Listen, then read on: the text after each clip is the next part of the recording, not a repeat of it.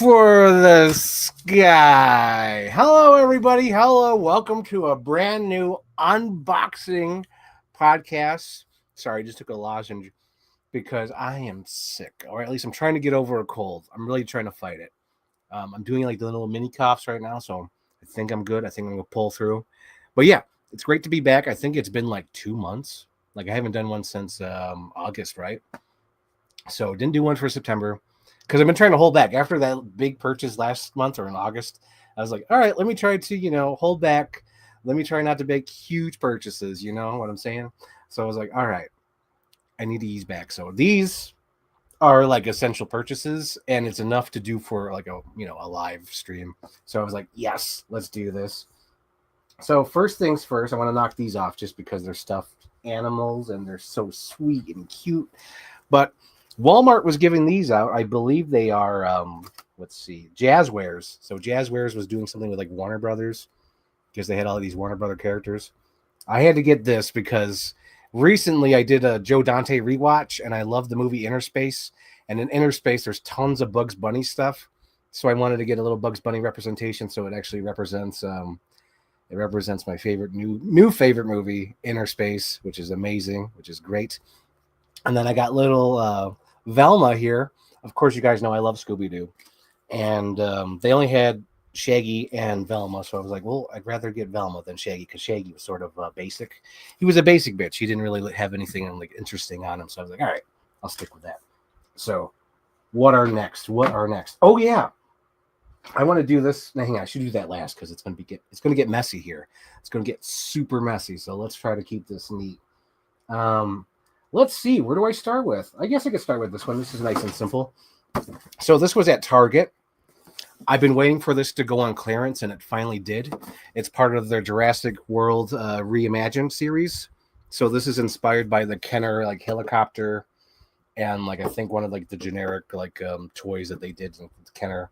But it's like a reimagined. But basically, it's just a fun little play set. This has been like $20 or $25 for the longest time. And I'm like, nope, I'm going to wait until this goes on clearance. As you can see here, I noticed the ring light. So it comes with a little ACU unit guy, but I think that's like Muldoon's head. And then it's like a little helicopter with like little teeth on it. But it's definitely supposed to be like the Kenner toys. And I was really, really holding out for this. I'm like, where's clearance? I got to do clearance. Hang on, what are this? Oh, it's just a weather report. Okay, good. So it finally went on clearance, but I think I might have pulled the gun too soon. But it's all right, though. It's all right. It's okay because it dropped down to $8 this week. When I got it, it was like 10 or 11. So, I could have saved a few more bucks, but I did not want to risk it. I didn't want to risk losing out on this because I've really been waiting for it. Because I have little displays here in my room, my display room, and I have a little Jurassic World Imagined. So every little mini shelf I have is a Jurassic World Reimagined playset. So I really want to keep that theme going on. It's going on, and I wanted to put these on there. It's going to be real cool. But yeah, if you want to get this little play set, it's only $8 at oh shit, my scissors aren't in here. Oh no! Do I get up and leave the live stream to go get my scissors? Shit. Well, they are in the next room.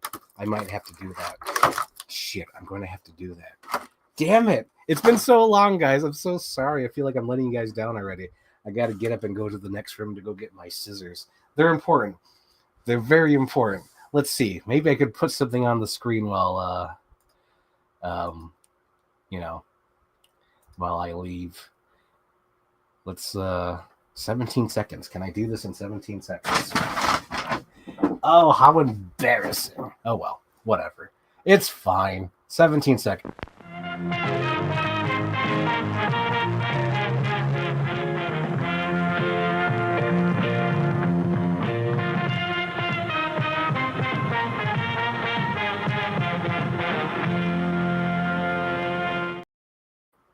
Yeah. Close enough, guys. Close enough. All right, I got my scissors. I'm prepared. I'm prepared for my live stream. Oh my gosh. All right. So, because I got to cut these pieces out. So, since the last live stream, I was inspired. Hang on. Let me do this right. Let me do it right. How does the pieces go together? Okay, so these go down. Downy go down. Okay, they like this. Okay, yep. All right. So, since last time, the movie Weapons came out, and I liked that movie, right? I liked Weapons, and the director said his next project is Resident Evil. So I was like, oh, that's cool. It's going to be nice to see like a real filmmaker, take down that series, right? To actually try to attempt to make a Resident Evil movie that's like, good. So I was like, we call it. So I was excited by that news. And then Walmart has a DVD pack. I think it's like $15 or $20. It wasn't that bad. It wasn't that high. It was like a cheap DVD set. It has all 6 movies of Resident Evil, the original Mila Jovovich movies. So I was like, well, I'll get this, and one day I'll watch them. I'll watch them all. So recently, I finally had the chance to sit down and watch them because I'm like, all right, I bought this box set. Let me jump in. Let me try to watch the Resident Evil movies. And I was like, holy smokes. So I don't know if you guys watched them, but every movie is a hard reset. So except for the first two are very connected. But after that one, part 3, 4, 5, and 6 are basically all hard resets, And what I mean by that is whenever there's a next one, it hard resets what the last movie established. But the thing is, it's not as bad as like what's that movie called? Last Jedi. Because Last Jedi, Last Jedi shits on the entire last one, where like it destroys everything. At least with these, the first 15 minutes at least pays tribute to what was established in the last one. But it basically tells the story of Alice. She wakes up at the mansion, and she has no memory, and she is found by like this umbrella team, and they have to go through the mansion to find out why the Hive facility was killed. And you find out that,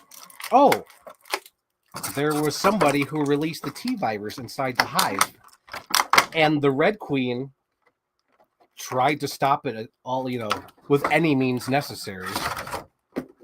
And they try to make this, I don't know. After going through a pandemic, I don't see what the Red Queen did wrong, because if that thing was that infectious and that outcome was so bad, the Red Queen was kind of in the right. So the virus is let loose. There's all these zombies down there. Alice has no memory. And what you find out is that she was like married to the guy who released the T virus. And like she was trying to sell the secrets or something. You can't. I'm confused by this as well because it's not that well done. So anyway, you go through this adventure in the basement of the the Hive facility, and don't matter because the T virus gets loose anyway, and this guy gets infected, and he somehow becomes this thing called Nemesis, right? So that leads to the second movie, and they basically pick up this within a few hours of each other, which I find hilarious because so Alice is naked. Oh, that's what cracked me up too. So at the end of the first Resident Evil movie, Alice wakes up again inside this abandoned hospital. And all she's wearing is like a paper sheet. And then she finds like a lab coat and she goes out in the street, and in the paper there's a newspaper that says "The Dead Walk." And she grabs up like this shotgun. And I don't even know if she has shoes or not. I don't think she does. But like she cocks the shotgun like and it zooms out to show like the zombie-ridden city.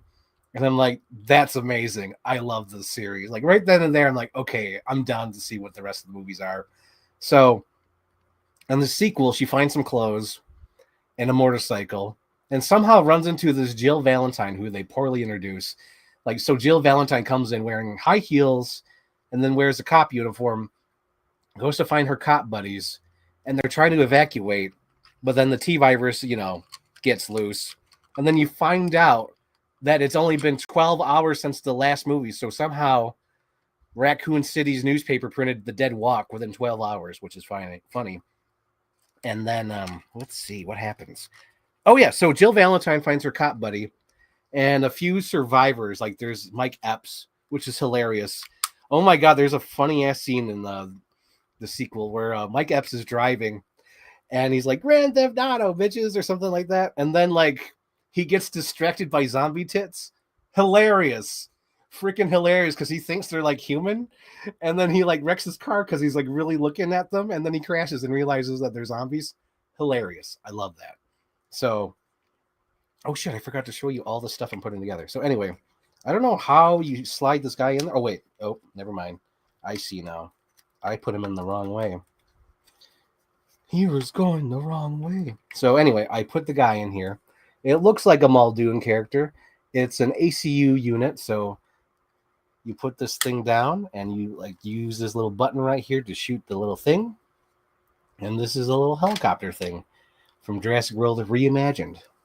And this is the Velociraptor it comes with. Of course, I'll probably display it, but I'm so sick of Mattel Velociraptors because they've made so many. But here's a little fun one. It's red and black and matches the Carnosaurs. So that's cool. That's cool. So anyway, Resident Evil. So we're the second one, right? So Jill Valentine, cops, few survivors team up. Mike Epps is there with Jill Valentine. They all hold up in a church. Oh yeah, there's a news reporter. That's right. She's got a little camera and she's recording it. This is all like new wave stuff because like, ooh, you know, she has a video camera because this is like 2002 or something. Might have been 2004, I believe, if I'm correct. So then they're all stuck in this church and they're like, oh no, what are we going to do? There's this big giant monster in there, a licker, I think that's what they're called. And freaking out of nowhere, Mila Jovovich's Alice breaks through the wall to the glass, cathedral on a motorcycle, hits the licker, comes down and like revs up her motorcycle and then goes to drive towards it. And it like the licker grabs the motorcycle and they go up in the air and Alice takes out these guns where I forget where she gets these guns from. But she's like, bah, bah, bah, bah, bah, shoots the licker, explodes it. And she's like, I'm Alice. I'm a badass. And I'm like, yes, I love the series. And, oh my God, that's right. So there's a moment. Oh, okay. So I'll just talk to this. So in this movie, there's a scientist who I guess was trying to find a cure before all this happened. He was trying to find a cure for it. And they're trying to evacuate him, right? They're like, okay, we need you out of the city so you can still continue your research, but we need to get you out. And he's like, I need my daughter. So the daughter's in this convoy, gets hit by a zombie car. So the daughter's lost and running around in the city. The guy who has the daughter, he can't move around. So he's in a wheelchair, right? And there's this funny scene. And I only say it's funny because of this. They're on this tarmac. So there's like all these helicopters taking off and whatnot.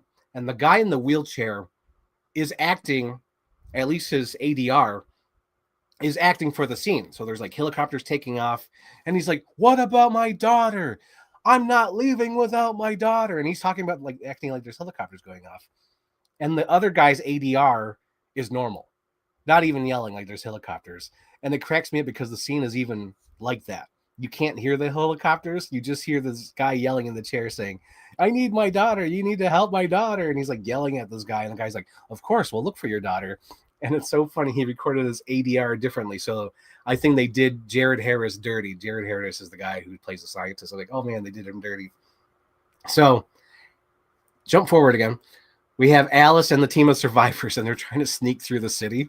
And every time they walk past the payphone, it rings, and they're like, let's get out of here.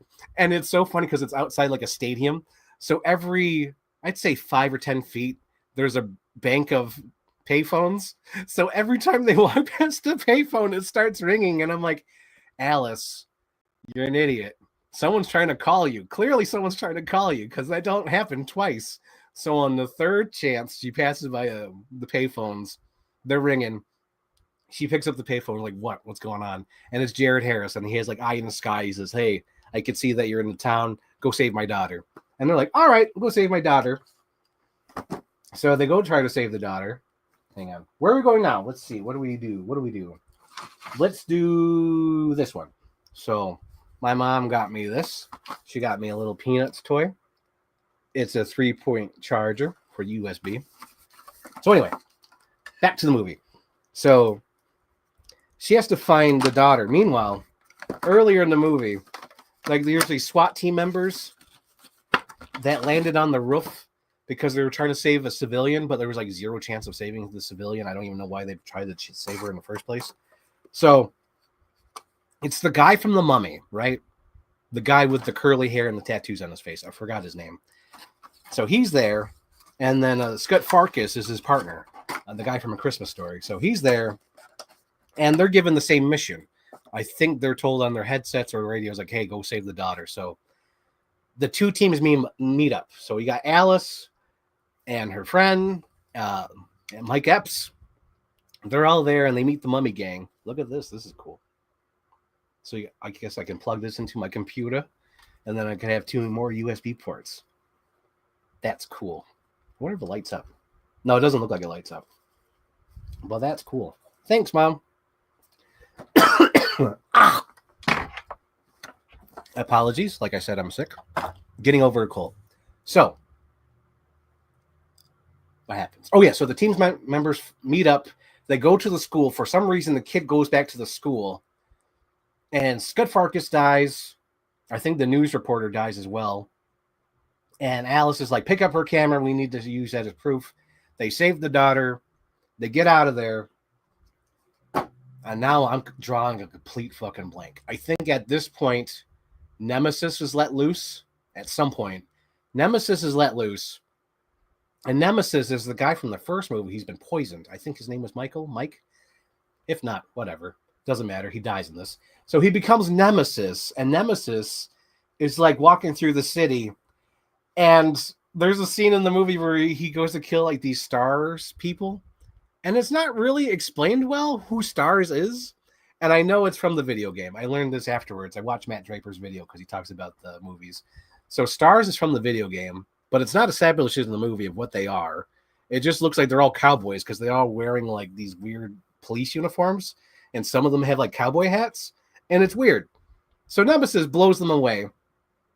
And Mike Epps gets away because Mike Epps like drops his gun and Nemesis is not after him. I guess Nemesis was after the Stars because that's what pops up on the screen. For some reason, he's going after the Stars people. So then, I think the bad guys, I think Umbrella finds Alice and her team with the kid. And they end up somewhere. I forget where, but they end up somewhere. For some reason, Alice runs down the side of a building. And then you find out that Alice and Nemesis are like one and the same. Like Nemesis is like this mutant freak that's like, you know, it was their first try. And then you find out like Alice was their second try and Alice is awesome. So they're like, go do hand-to-hand combat. Prove who's the better one.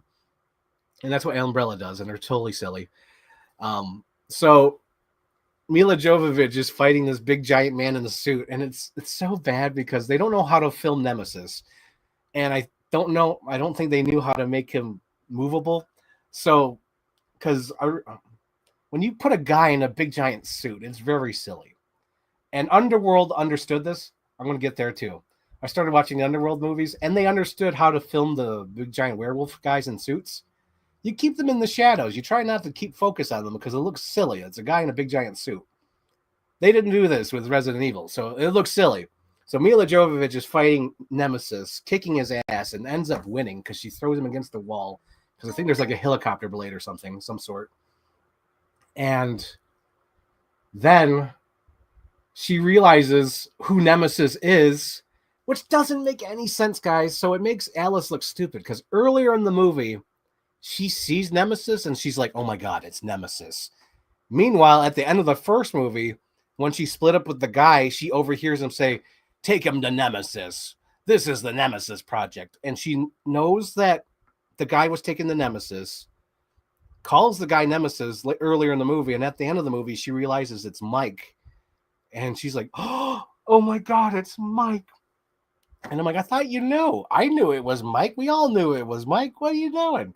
So then Nemesis has a change of heart and ends up saving the day. And then I think Alice gets captured. All her buddies get away. Mike Epps, Mummy Guy, Girl, they all get away. And Alice is taken back in. And it's so funny because I'm pretty sure they were trying to get Alice to fight naked in these movies. They never could get away with it because it'd be NC-17. But she wakes up and has this fight while holding a towel. And she's holding the towel for the whole time. And then she escapes from the complex. She escapes from Umbrella Corporation with her buddies because they're all pretending to be Umbrella. They're like, hey, Alice, come out here. We're going to save you. And she gets in the car, and Umbrella knows that she's leaving because apparently they have like this access to her mind, and they could see through her eyes. And this camera zooms out all the way to the outer space where you see this Umbrella Corporation satellite. And you're like, what's going on? This is ridiculous. Oh, that's right. Raccoon City was nuked. Oh my God. Yeah, that's what happens at the end. I forgot about this because all these movies are so crazy and silly. But anyway, that's the end of part 2. Where's my snizzers? Where's my snizzers? Oh, there we are. So the next thing I'm going to open up is this G.I. Joe Classified, the Scuba Steve series. So they've had several releases of these scuba guys, but it's always been like green or black. And I was at one point, I was going to buy them and paint it red and yellow because of Scuba Steve from the movie Big Daddy. Until they released these, and I'm like, oh shit, I don't need to paint them. We got official Scuba Steve from, Big Daddy released as figures. So it made me so excited. So I saw these on the shelf. I was like, yes, oh my God. So I picked this one up and I picked another G.I. Joe up. What's his name? I think his name's Heavy Duty. Yep, I picked up this guy. And I'm leaving happier than a pig in shit. I'm like Leon, the professional, leaving. And then I'm cashing out at the self-checkout. And just like fucking Gary Oldman in Leon the Professional, when Leon's walking out all in slow motion and goes boom, and the camera falls down because Gary Oldman shot him. My fucking thing goes red on the screen. Target worker comes up and is like, I'm sorry, these aren't supposed to be on the shelf yet. They go on sale on the 5th. And this is like September 30th, October 1st. And I'm like, oh my God. So from my hands, the Target worker takes these Scuba Steves out, and I'm like, oh my God. And I just felt like collapsing, but I finished my purchase and I left. And I started putting on the notifications for this toy guy. I think it's like Toy Eternia on Twitter. And he usually has like all the updates whenever things go live. So I'm like, I'm not missing out on these fucking Scuba Steves. Oh yeah, let me show you all their accessories. It's crazy. It's crazy, man. Crazy. Look at all these accessories. There's like 30 weapons, tons of book bags, masks, scuba tanks, machetes. It's amazing. So I put the notifications on and I waited. And Heavy Duty went live, and I already bought Heavy Duty. For some reason, they allowed me to buy Heavy Duty. And I was waiting for the Scuba Steves. I went to the old link because there was an old link that said, hey, pre-order these, but that link did not exist anymore. So I was like, oh shit, Scuba Steve. And then bling, bling, bling. On the day, was it October 5th, my notifications go off. Hey, Scuba Steve. I'm like, yes, there it is. Luckily, I had my monies. I had it ready. I knew it was happening. And I ordered my Scuba Steves, and they showed up in like 2 days. And I was like, yes. And I got my Scuba Steves. Scuba Steves. All right. Let's see if I got a text. Maybe there's someone saying, I got to talk to the mic. Nope, not yet. So, after Resident Evil 2, it starts off with the next one. Hello, my name is Alice, and this is my world. So, the second story leaves off with Alice being like, oh, she's the weapon of Umbrella. She's going to get all the spy shit. She's going to spy on these people. She's going to give them information of where this girl's going. It's going to be amazing. Oh, my God. Nope. Hard reset. We're years into the future. I don't know how many years. I'm guessing 4 or 5 years into the future. Apparently, the Umbrella Corporation's disease, T-virus, killed everything on the planet, made everything a desert. Everything is Mad Max now. There's no oceans anymore. There's no trees. There's nothing.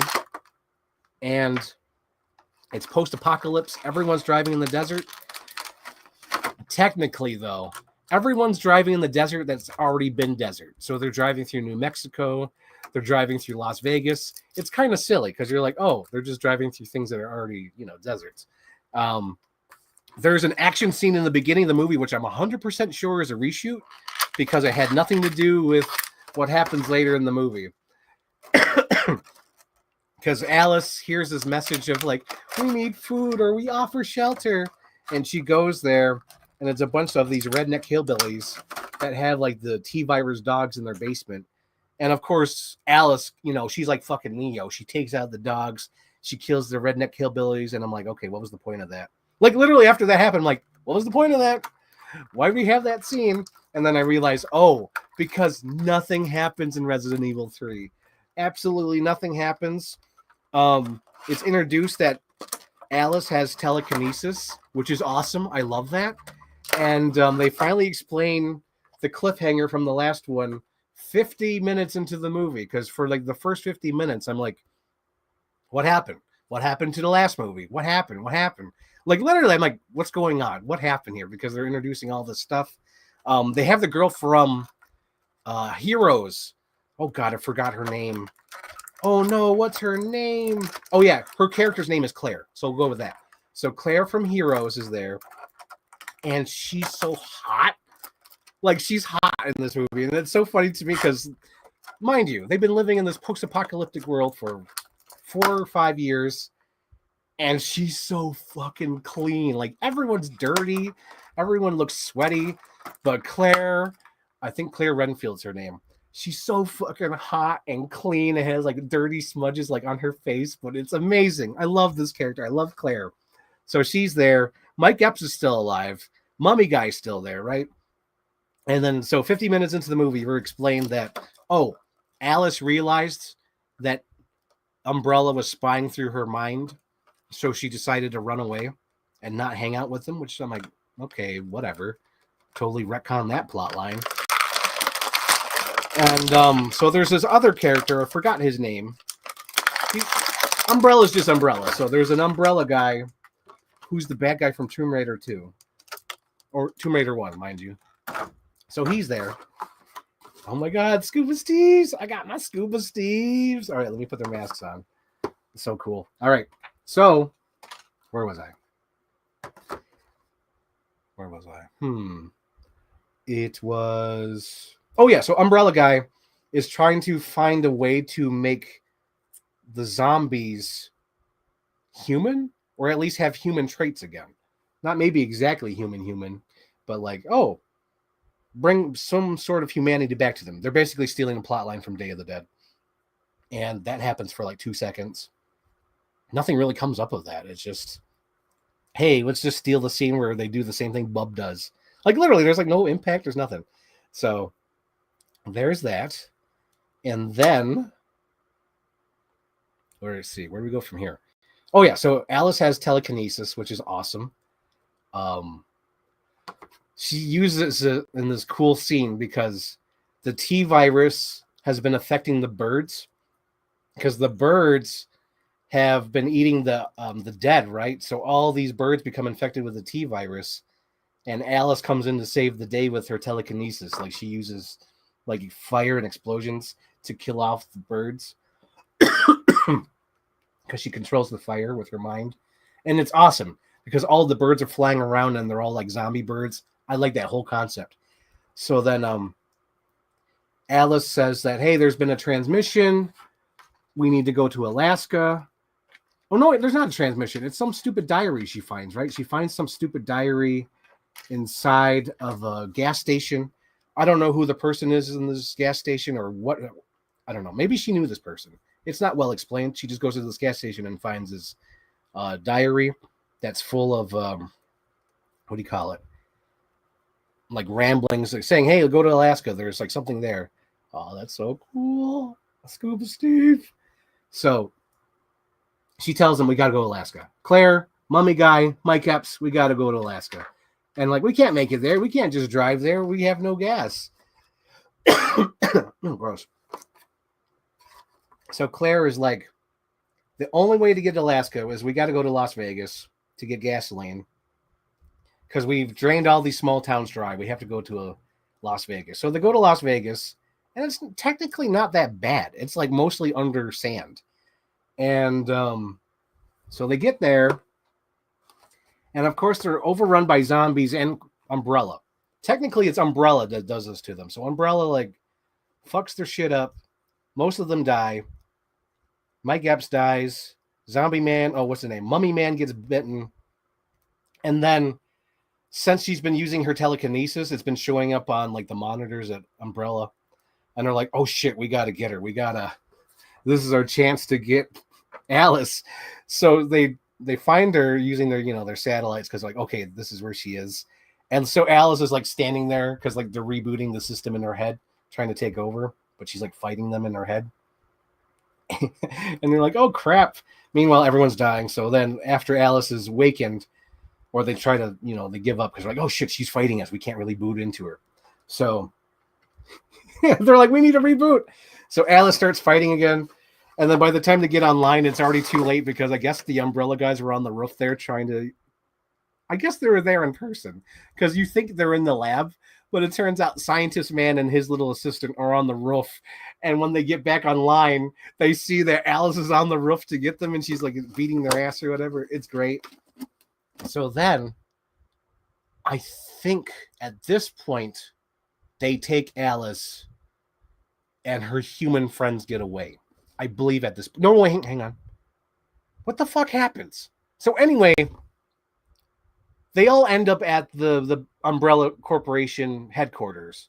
I forget how they get there, but they end up there because the good guys, her friends, her buddies, they steal the helicopter. So Kmart, that's hilarious. There's actually a character named Kmart.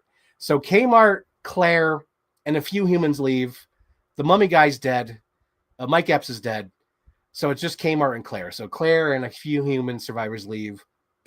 Alice stays there to take down Umbrella. And she finds out that they've been making Alice clones. And she's like, oh my God, they've been making clones and trying to do this. So she goes down there and the guy's been injecting himself with the T virus. So he becomes like this mutant thing with like veiny shit. She ends up killing him. And she finds this room. Alice finds this room full of Alices.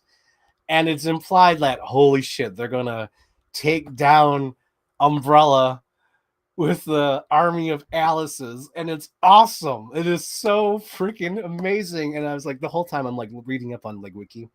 And it's so funny because allegedly they claim that, oh, we had no plan for a fourth movie. I was like, how the hell do you end the third movie with them with an army of clone Alices and not have an idea for a fourth movie? I was like, this is crazy.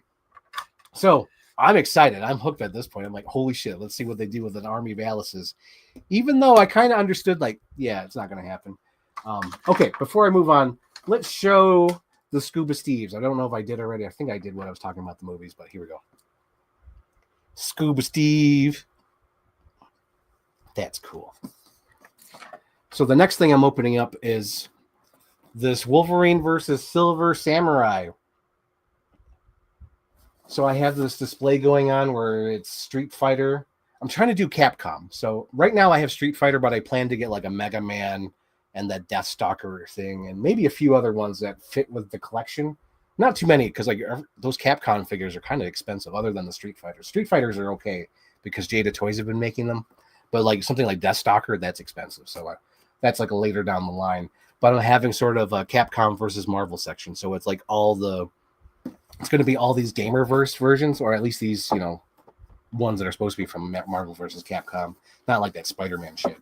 So that's going to go there. It's going to be great. It's going to be great. It's going to be good stuff. It's going to be good stuff.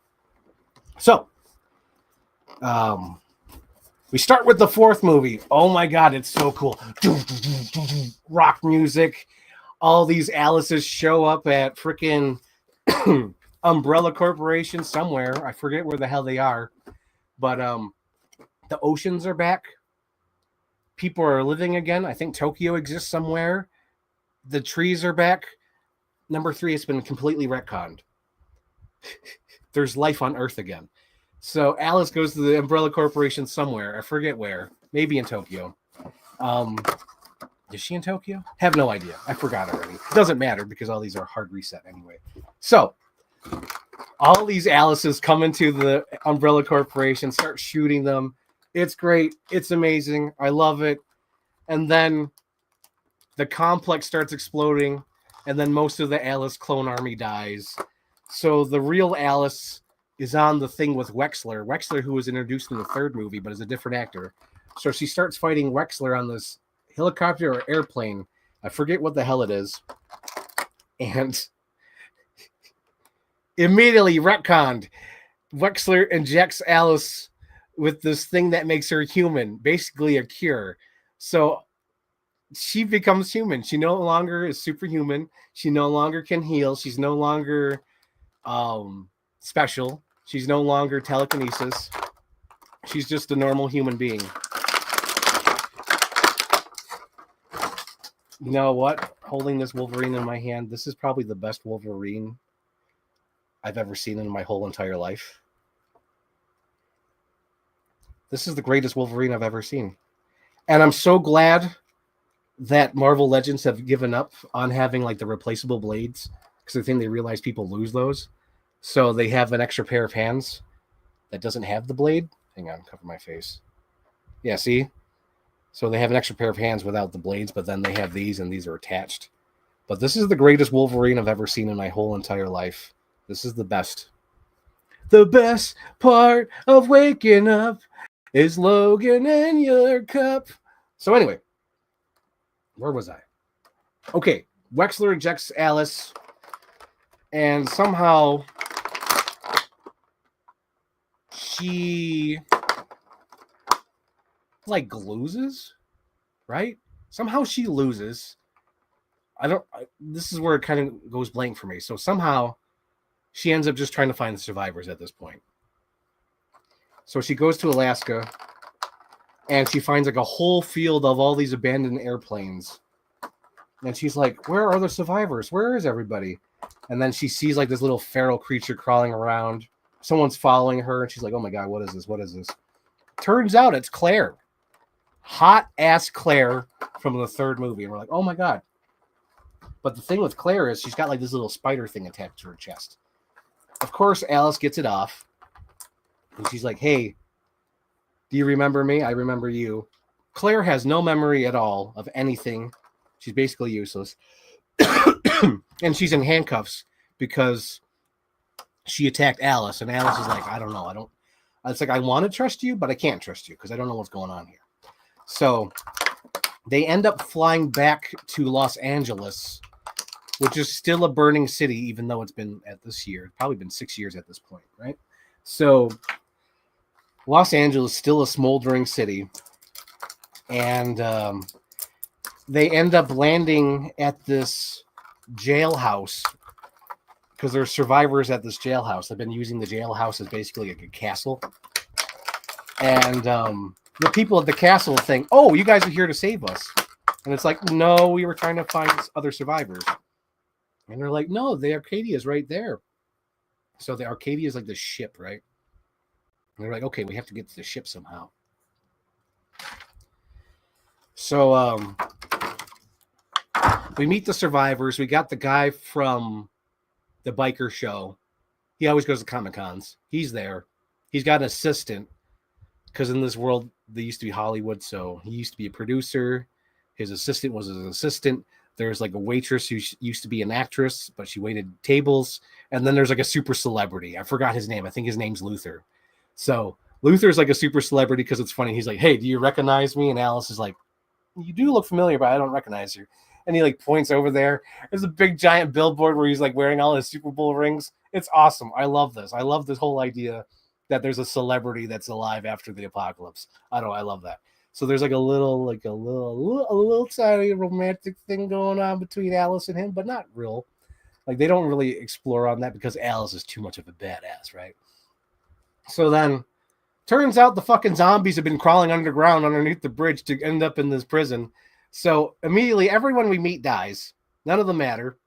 And I forgot there's also a guy that they keep locked up, sort of like a Hannibal Lecter. His name is... What's his name? Is it Charlie? Chris? Chris is the brother to Claire, and Claire's like, who is this guy? Because he's like, oh, Claire, my sister. She has no memory of him. And he's like, well, I'm your brother. That never comes into play at all. Like, at all during this, I don't think. So Claire... No, well, Luther gets attacked. So they're like, no, Luther, because they don't know what happened to Luther. So it's Claire, Chris, and Alice are trying to get to the Arcadia. The rich producer guy has taken the airplane to go to the boat. And they get there, and you find out that it's a trick from the Umbrella Corporation. The Umbrella Corporation is running this boat somehow. Wexler is there. Complete nonsense bullet time fight. Like, Claire and Chris immediately get, caged up and go underground. Alice has to fight like 2 demon dogs. She's got to fight the stupid producer guy who's now like a half zombie kind of thing going on. And then she's got to fight Wexler. And they found Kmart. Kmart from the 3rd movie is back. Oh my gosh. Okay, here we go. Silver Samurai. Look how cool this guy is too. I like him. That's cool. Even though he has like the old like accessories, but it's still cool. They did a decent job with him. But like the Wolverine is definitely the top 10 figure of the year over here from this double pack. But these guys will go on the shelf. I'm so excited about that. So we have Alice is fighting Wexler. The Hard Rock Perfect Circle is playing. She ends up, I think, either killing or wounding Wexler. And the day has been saved. Chris, Claire, and everyone's okay. They free all the human survivors because there's all these human survivors on the ship, and they're all saved. They all get on the deck of the ship. They're all happy. And then they hear all these helicopters coming, and it's like fucking 100 Huey helicopters, all armed to the teeth with Umbrella SWAT team members. And I'm like, why is Umbrella doing this? It's like melting my brain. I'm like, what is the point anymore? The world is dead, and Umbrella is still trying to kill these human survivors for some reason. And the big fucking twist is that Jill Valentine from the 2nd movie that hasn't been mentioned since the 2nd movie is now blonde, wearing a purple jumpsuit with a red spider on her heart because that's controlling her from Umbrella. And it's so fucking silly because I'm thinking, like, who's this actress? What is this? And they say Jill Valentine. I'm like, oh, so they got a new actress? No, it's not a new actress. Allegedly, they just went with the new Jill Valentine design that was going on in the video games. And I'm like, oh my God, my mind is melting. And mind you, all these movies are like hard resets. None of them really have a plot. Like the 3rd movie, even though I explained that, it's like a big nothing burger. Like nothing happens in the 3rd movie. The 2nd one, like things aren't well explained, like the stars people. The 4th one is fun as hell. Like all the slow motion shit and her shooting with the silver coins and all that shit. Awesome. But like fucking nonsense. Like nonsense. Like mind-numbingly stupid nonsense. The 5th one is awesome. The 5th one is probably like one of my new favorite movies of all time. I fucking love Resident Evil Retaliation or Retribution. That's what it's called, Retribution. It's so fucking awesome. Okay, we'll get to that though. So I'm not going to open this yet because I think I want to display it like this in the living room. But I found this cute little nativity set of the Peanuts characters because I love Snoopy and I love the Peanuts. So I got this. So right now I think we'll display it like this in the living room just for now. I'm sure at some point I'll open it, but I wanted to show that off. Okay. So we opened up the Gamerverse for Wolverine and the Silver Samurai. I also picked up the Captain America and Venom Gamerverse because I'm really trying. I'm dead set on it because like now that I have all my collection set, like I have a Fantastic Four, I have my Jurassic World Reimagined, I have Street Fighter and X-Men basically. I have my Universal Monsters. I have specific collections now. I'm not going to just keep randomly collecting now. I have specific collections that I really want to stick to. Like I have my Punisher collection I want to stick to. I have my, Street Fighters, my Jurassic World shit. I have my Ghostbusters, my Ninja Turtles. Like, I have specific things now. I'm going to stick with them. I'm not going to go out my boundaries, unless I have a specific place for them. But right now, these are my things. These are my boundaries. So, with Resident Evil Retribution, so fucking awesome. Love this movie. So it opens up. Every one of the survivors gets killed on the boat. Alice ends up getting caught. I think she gets caught. Anyway, it turns out. Wait, okay, how does this one start? Shit, how does it start? Oh my god.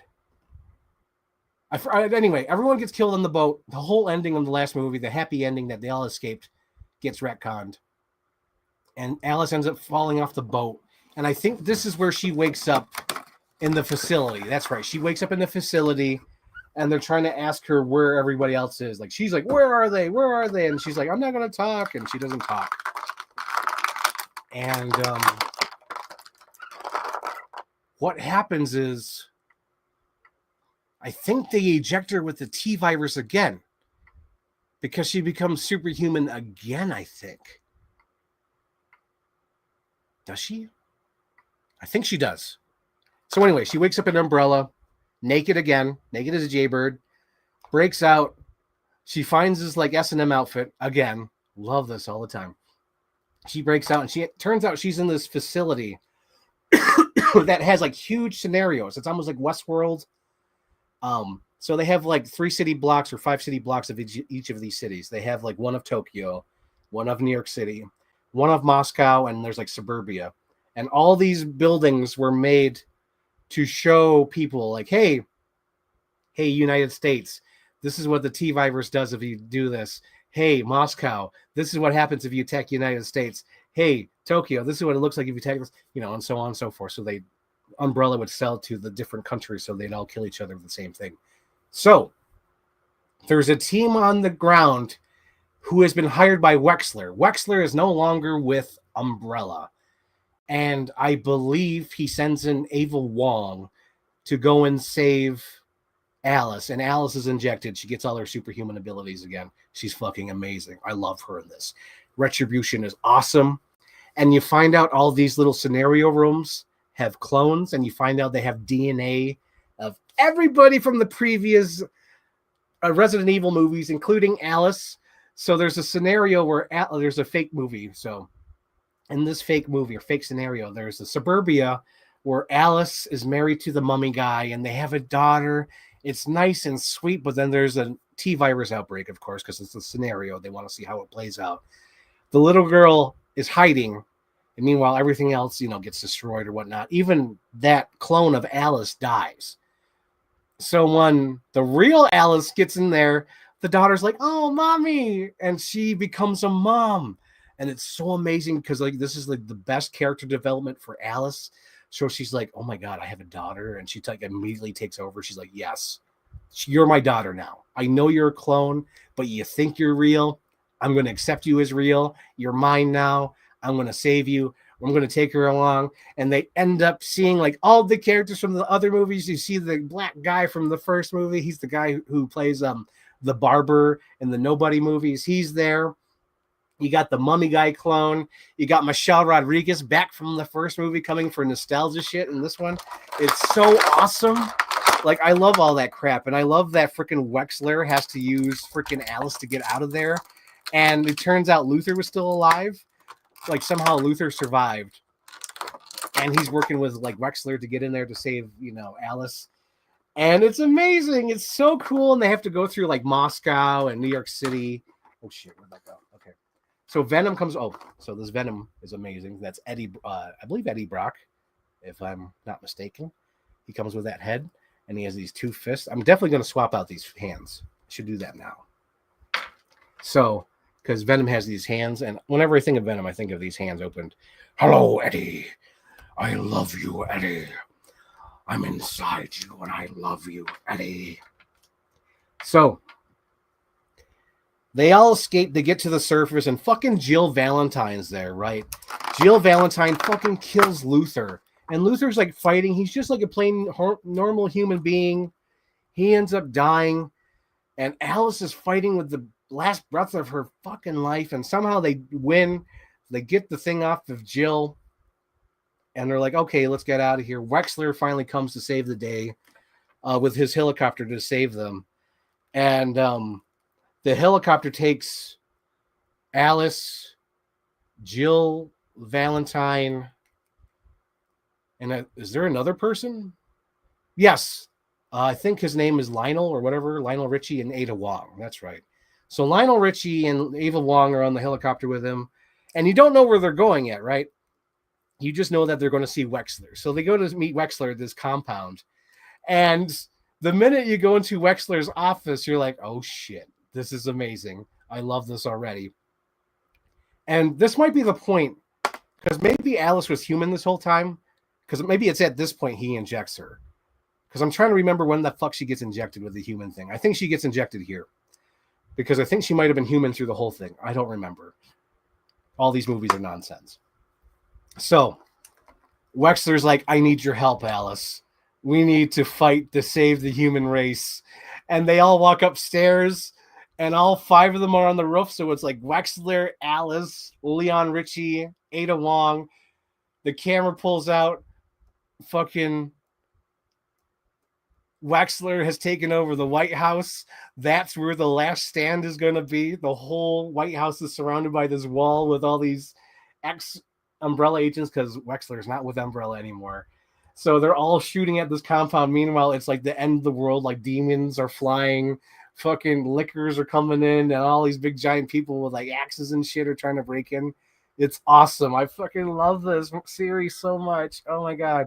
But it was so fucking cool because it's like, oh man, this is awesome. Next one opens up. It jumps back years ago. We see the scientist who created the T virus to save his daughter, because apparently his daughter had rapid aging. And the daughter mysteriously looks like Mila Jovovich's real daughter. And I'm like, oh my God. Oh my God, spill the tea, sis. Are they going to retcon this? Are they going to make the fucking Red Queen Alice this whole time? And I'm squealing. I'm happy. I'm seeing this. I'm like, oh my fucking God. And to me, it's so cool because I know this is the 6th one. It's the last one. We have Mila Jovovich's daughter on the screen. We have Mila Jovovich there. We have her husband behind the camera. It's a family affair. This has been years in the making. It's sweet because the mother and father met on the first movie. We have the 6th movie. It's been 12 years or whatever the fuck. Mila Jovovich is 40 years old now. We've completely retconned the last movie, and we've cut the budget by 20 million. So we're going like full steam. We've taken all the parts off of this car to make this car go faster. Oh my God. So let's race to the end. So this movie just opens up to Washington, D.C. We never got to see the final battle. It's presumed that Lionel Richie died, Ava Williams died, the clone daughter has died. We assume everyone's died because they don't explain anything, and you just wake up to Alice, waking up in the rubble. And of course, she has to do a last stand somewhere else. She has to go back to Raccoon City. That's what cracked me up. It was like a Simpsons joke. So somehow Red Queen contacts Alice and says, hey, Alice, I know we got bad blood, but y'all, we got to save the human race. But it's against my programming to kill the human race, or at least to save the human race. So you got to come here and save the human race, or make me save it, because dog, we need to save the human race. So, Alice races there, and she's like, you got 48 hours to get to Raccoon City.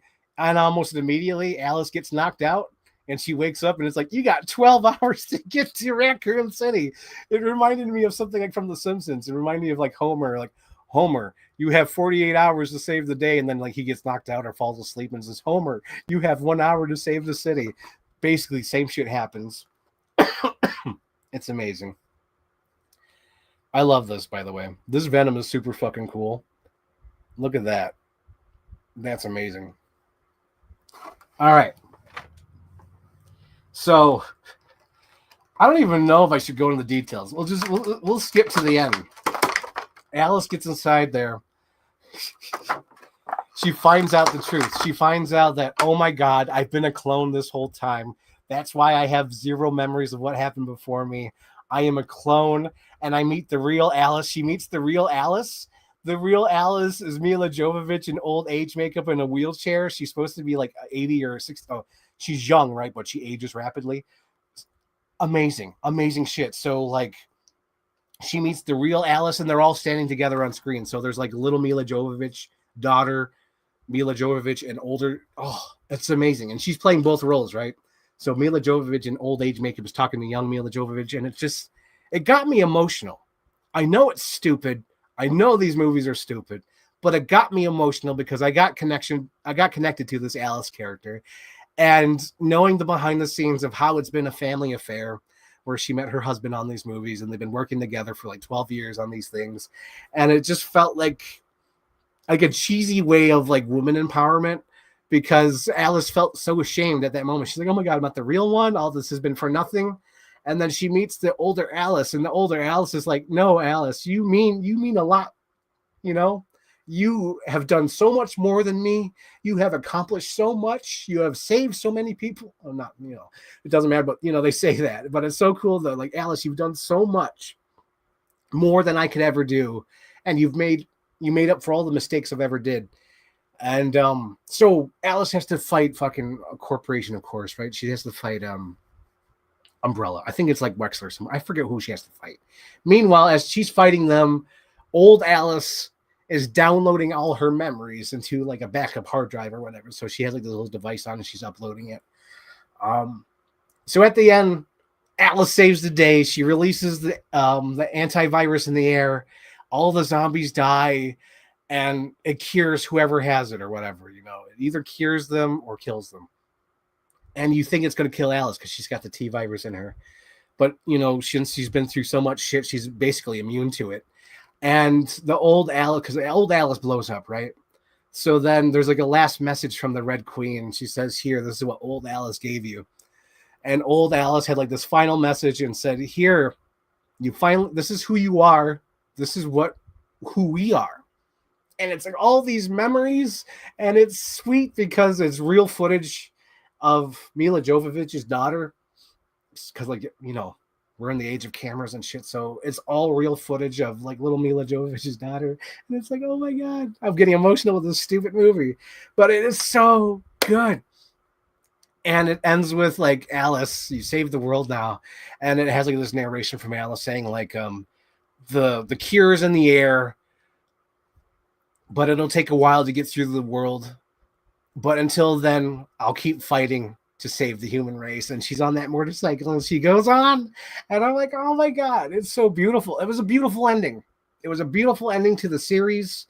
And it's all because of that director of that fucking Weapons movie. And I was like, oh my God, this is amazing. So, which leads me to this. I was watching these movies, these Resident Evil movies, and I'm like, you know what? I've never seen the Underworld movies. And I'm shocked that there hasn't been a movie with Mila Jovovich and Kate Beckinsale. So I'm like, I'm fucking 6 movies deep in this. Let me watch the Underworld movies. So I ordered the Underworld movies, and that's where I am right now. So so the first Underworld movie, and it's so funny because I was watching the movie. Hang on, I probably got to blow my nose. I think I feel something. I don't know if you can see it, but I definitely feel it. Oh my gosh, I'm so embarrassed, but it's so funny though. It's like, God damn it. I love Resident Evil, dude. I am a fan. I am a fan of those movies. Oh my gosh, I am a fan. Excuse me.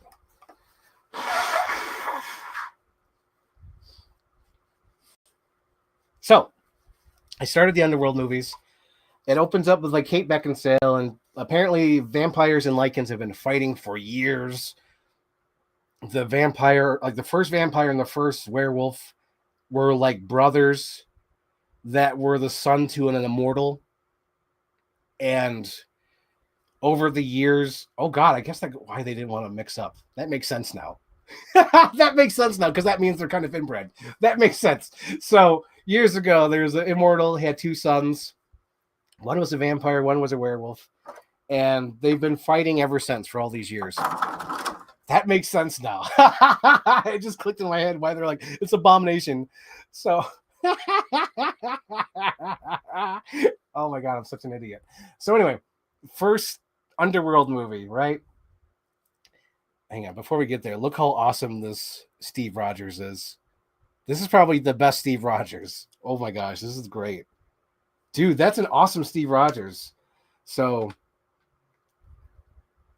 I think I'm going to give him the thumbs up. He's going to be like the Tony Montana. Me, that's who. So we got that. Oh my gosh, this is so cool. Bruh. Dude, this is the coolest thing ever. Hate to get distracted by it. Like, oh my god. This is awesome. All right. So we're in this, I don't know. They don't say what year it is. I can only assume it's modern day. And they live in some foreign city. It's not United States. It's definitely overseas. It's either UK, Germany, or something. I don't know. They don't say. So the vampires are hunting down the Lycans. So they're following these Lycans, and it turns out the Lycans are following this human man. And the human man and Celine catch eyes from across the room, and they like instantly fall in love. Like she looks at this human, and she's like, "Oh my god, this guy is the fucking hottest guy I've ever seen." He looks at her, and he's like, "Holy shit, she's beautiful." They lock eyes, but they don't think anything of it because he's a normal human, and she's on the mission to kill the vampires. No, she's on the mission to kill the werewolves. All of a sudden, the fucking werewolves are like, sniff, sniff. Oh shit, we got vampires here. They start shooting at them, and there's like these new bullets that have like light in them, basically sunlight. When you shoot the vampires instantly die. And Celine's like, what the fuck? And she tries to kill them and follows them underground because one of them escapes. She follows them underground. Turns out there's a whole fucking underground world of like werewolves, and she's like, holy shit, they're still alive, they're still out there, because she thought they're almost done. She's like, yeah, vampires are great, we almost got them wiped out. She goes down there, she's like, shit, dog, we got vampires on our, we got werewolves on our hands. And she goes to tell Craven. Craven is the biggest piece of shit in cinema history. He is a little bitch. I fucking hate him. He is like the perfect bad guy because he hates women. He wants to be in control. He has no authority. He's a little bitch. I fucking hate Craven. He is perfect, pitch perfect. This guy has never been in any other movies I've seen, or at least I don't think so. He is pitch perfect as this asshole. It's hilarious. Okay, next thing I want to show off real quick is my mom got me a little Snoopy book bag because she knows how much I like Snoopy. Thank you, Mommy. Mom got me a Snoopy bag. That's so cool. It's even got little Snoopy ears. I love them. She knows how much I love Snoopy. Like there's like only a few things in this world that I love. One of them is Peanuts, and one of them is Garfield. But yeah, I love Peanuts. I love Snoopy. I love all that shit. Amazing. Thank you, Mom. So anyway, we find out that the werewolves are still alive, and Craven's not paying any attention to Celine. He's like, Celine, shut the fuck up. I'm in charge. And Celine's like, bitch, you're not in control of anything. And he keeps wanting, like, Celine, he's almost like Gaston, Celine, be by my side. And she's like, bro, I don't even like you. What the fuck? You know? And meanwhile, he's getting, like, you know, BJs and getting hand jobs from the blonde woman. I forgot her name. But anyway, she's like, bruh, shit is going down. We need to awaken the elder. We need to awaken the main elder. And they're like, nah, in like 3 days, some old person is going to come here and we're going to swap them out. We're going to do that. And she's like, bro, we need to open up the elder. So she opens up the elder, and elder's like, I'm jumping ahead of myself.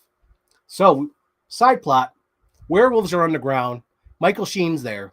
Michael Sheen is one of the last werewolves, and he's been following or trying to find the descendant of the immortal to find like some sort of cure or some sort of thing with the blood.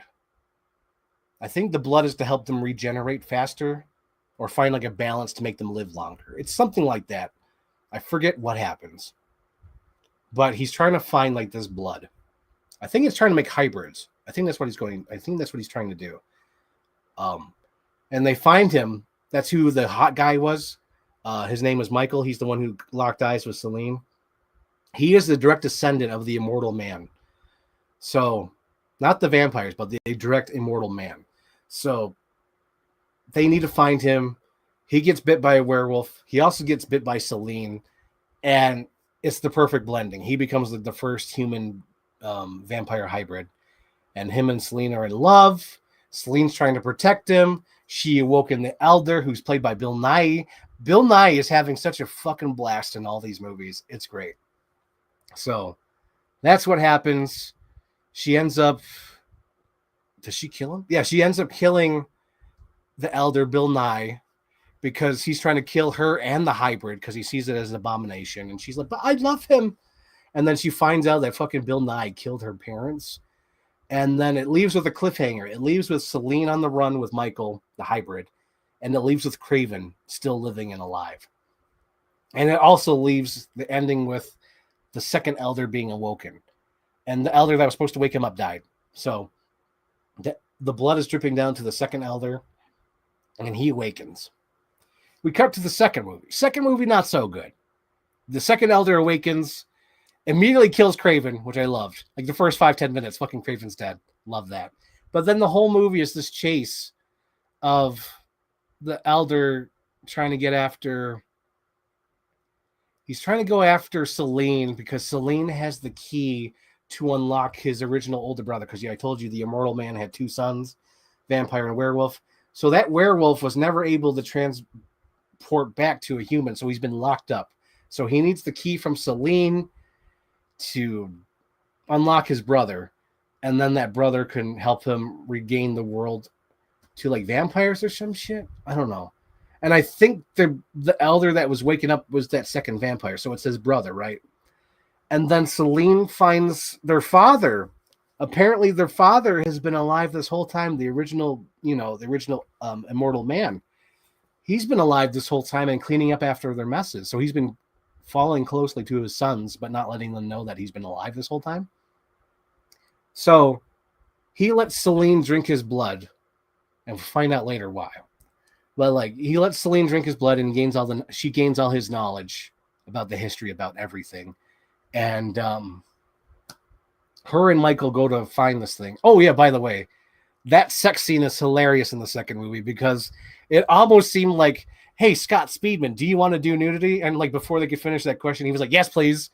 Because fucking buck ass naked on top of Kate Beckinsale. And she's like hardly naked. Like she's all covered up basically. But he's like buck ass, like I'm here, I'm down, let's do this. It's insane. So anyway, that's what's hilarious. So it ends with, Selene fighting the werewolf and the vampire. Ends up killing them both. And her and Michael end up running off together, into the sunset. Oh, and the sunrise, because you find out she drank the Elder's blood and she could walk into the sun now. She's like a day walker. She can walk in the sun. He gave her that gift. So she's like immortal, vampire, got the blood from the Elder. That sucked. I hated the second one. Almost hated. I didn't like it. Gross. I'm gonna have a new one. Apologies, guys. I am sick. I'm getting over a cold. Gross. Gross. So, we get to the third Underworld movie. But before we get there, let's open up this Fantastic Four pack. I got this because I have a Fantastic Four collection, and I wanted to get the Herbie robot and little baby Franklin. I thought that was great. I don't think he's in the correct size for the other figures, but at least the Herbie is. So that's great. But I like all of them. It's cute. But way too late. I feel like this should have been on the shelves when the movie came out. I don't know what they were thinking. I actually want to keep some of this stuff. I like the box art. That's cool. It's cute. But man, why are they so late? Anyway, so by the way, guys, I think I low-key love the Fantastic Four movie. I didn't like it. I don't think I liked it first. It had to grow on me. So I think I'm in love with it now. It might be one of my favorite Marvel movies. So where was I? Third movie. That's right. So the third movie, this is my theory. My theory is the director and writers had this idea for a movie. They're like, you know what'd be so cool? If we made a movie that took place way back in the past with vampires and werewolves, and like they fell in love, and it's like a Romeo and Juliet story where they shouldn't end up to be together, and they fight for each other, and it's so great. And they probably came up with that, story, but the budget would be too high because you have to do it a period piece. So that means you got to build the sets, you got to get all the costumes, and you're like, oh shit, we can't do that. But like, we want to build up to that. So what do? How do we get to that point in the story? So how about we make something in the modern day, right? We'll make a low budget movie in the modern day, and so we don't have to build sets. We could just go to locations and then maybe have a few sets, but we don't have to, build a castle or all that shit. We don't have to go in the woods to do this. So we could just, film in the city, a couple sets. We'll do an action movie, and the flashback will be the story we want to tell, right? So if we have, if this movie does well, we could tell the story we want to do, right? So I think that's my theory, because they do that, right? They do the low budget action movie with this backstory. So like, okay, let's tell the story we want to tell. And the studio's like, no, guys, let's make a sequel where it's Celine and where she goes into the plot line. Right? All right, I guess we'll come up with something. And then if this is successful, we'll let you do your third, prequel movie. We're like, all right, I guess. So first one's successful. Second one's successful. All right, let's finally tell the story you've been wanting to tell. Because, brother, God almighty, holy shit, the third one is the best one. It's clearly the story they wanted to tell from the beginning, but they couldn't because of budgetary reasons, and they had to, tell their story first.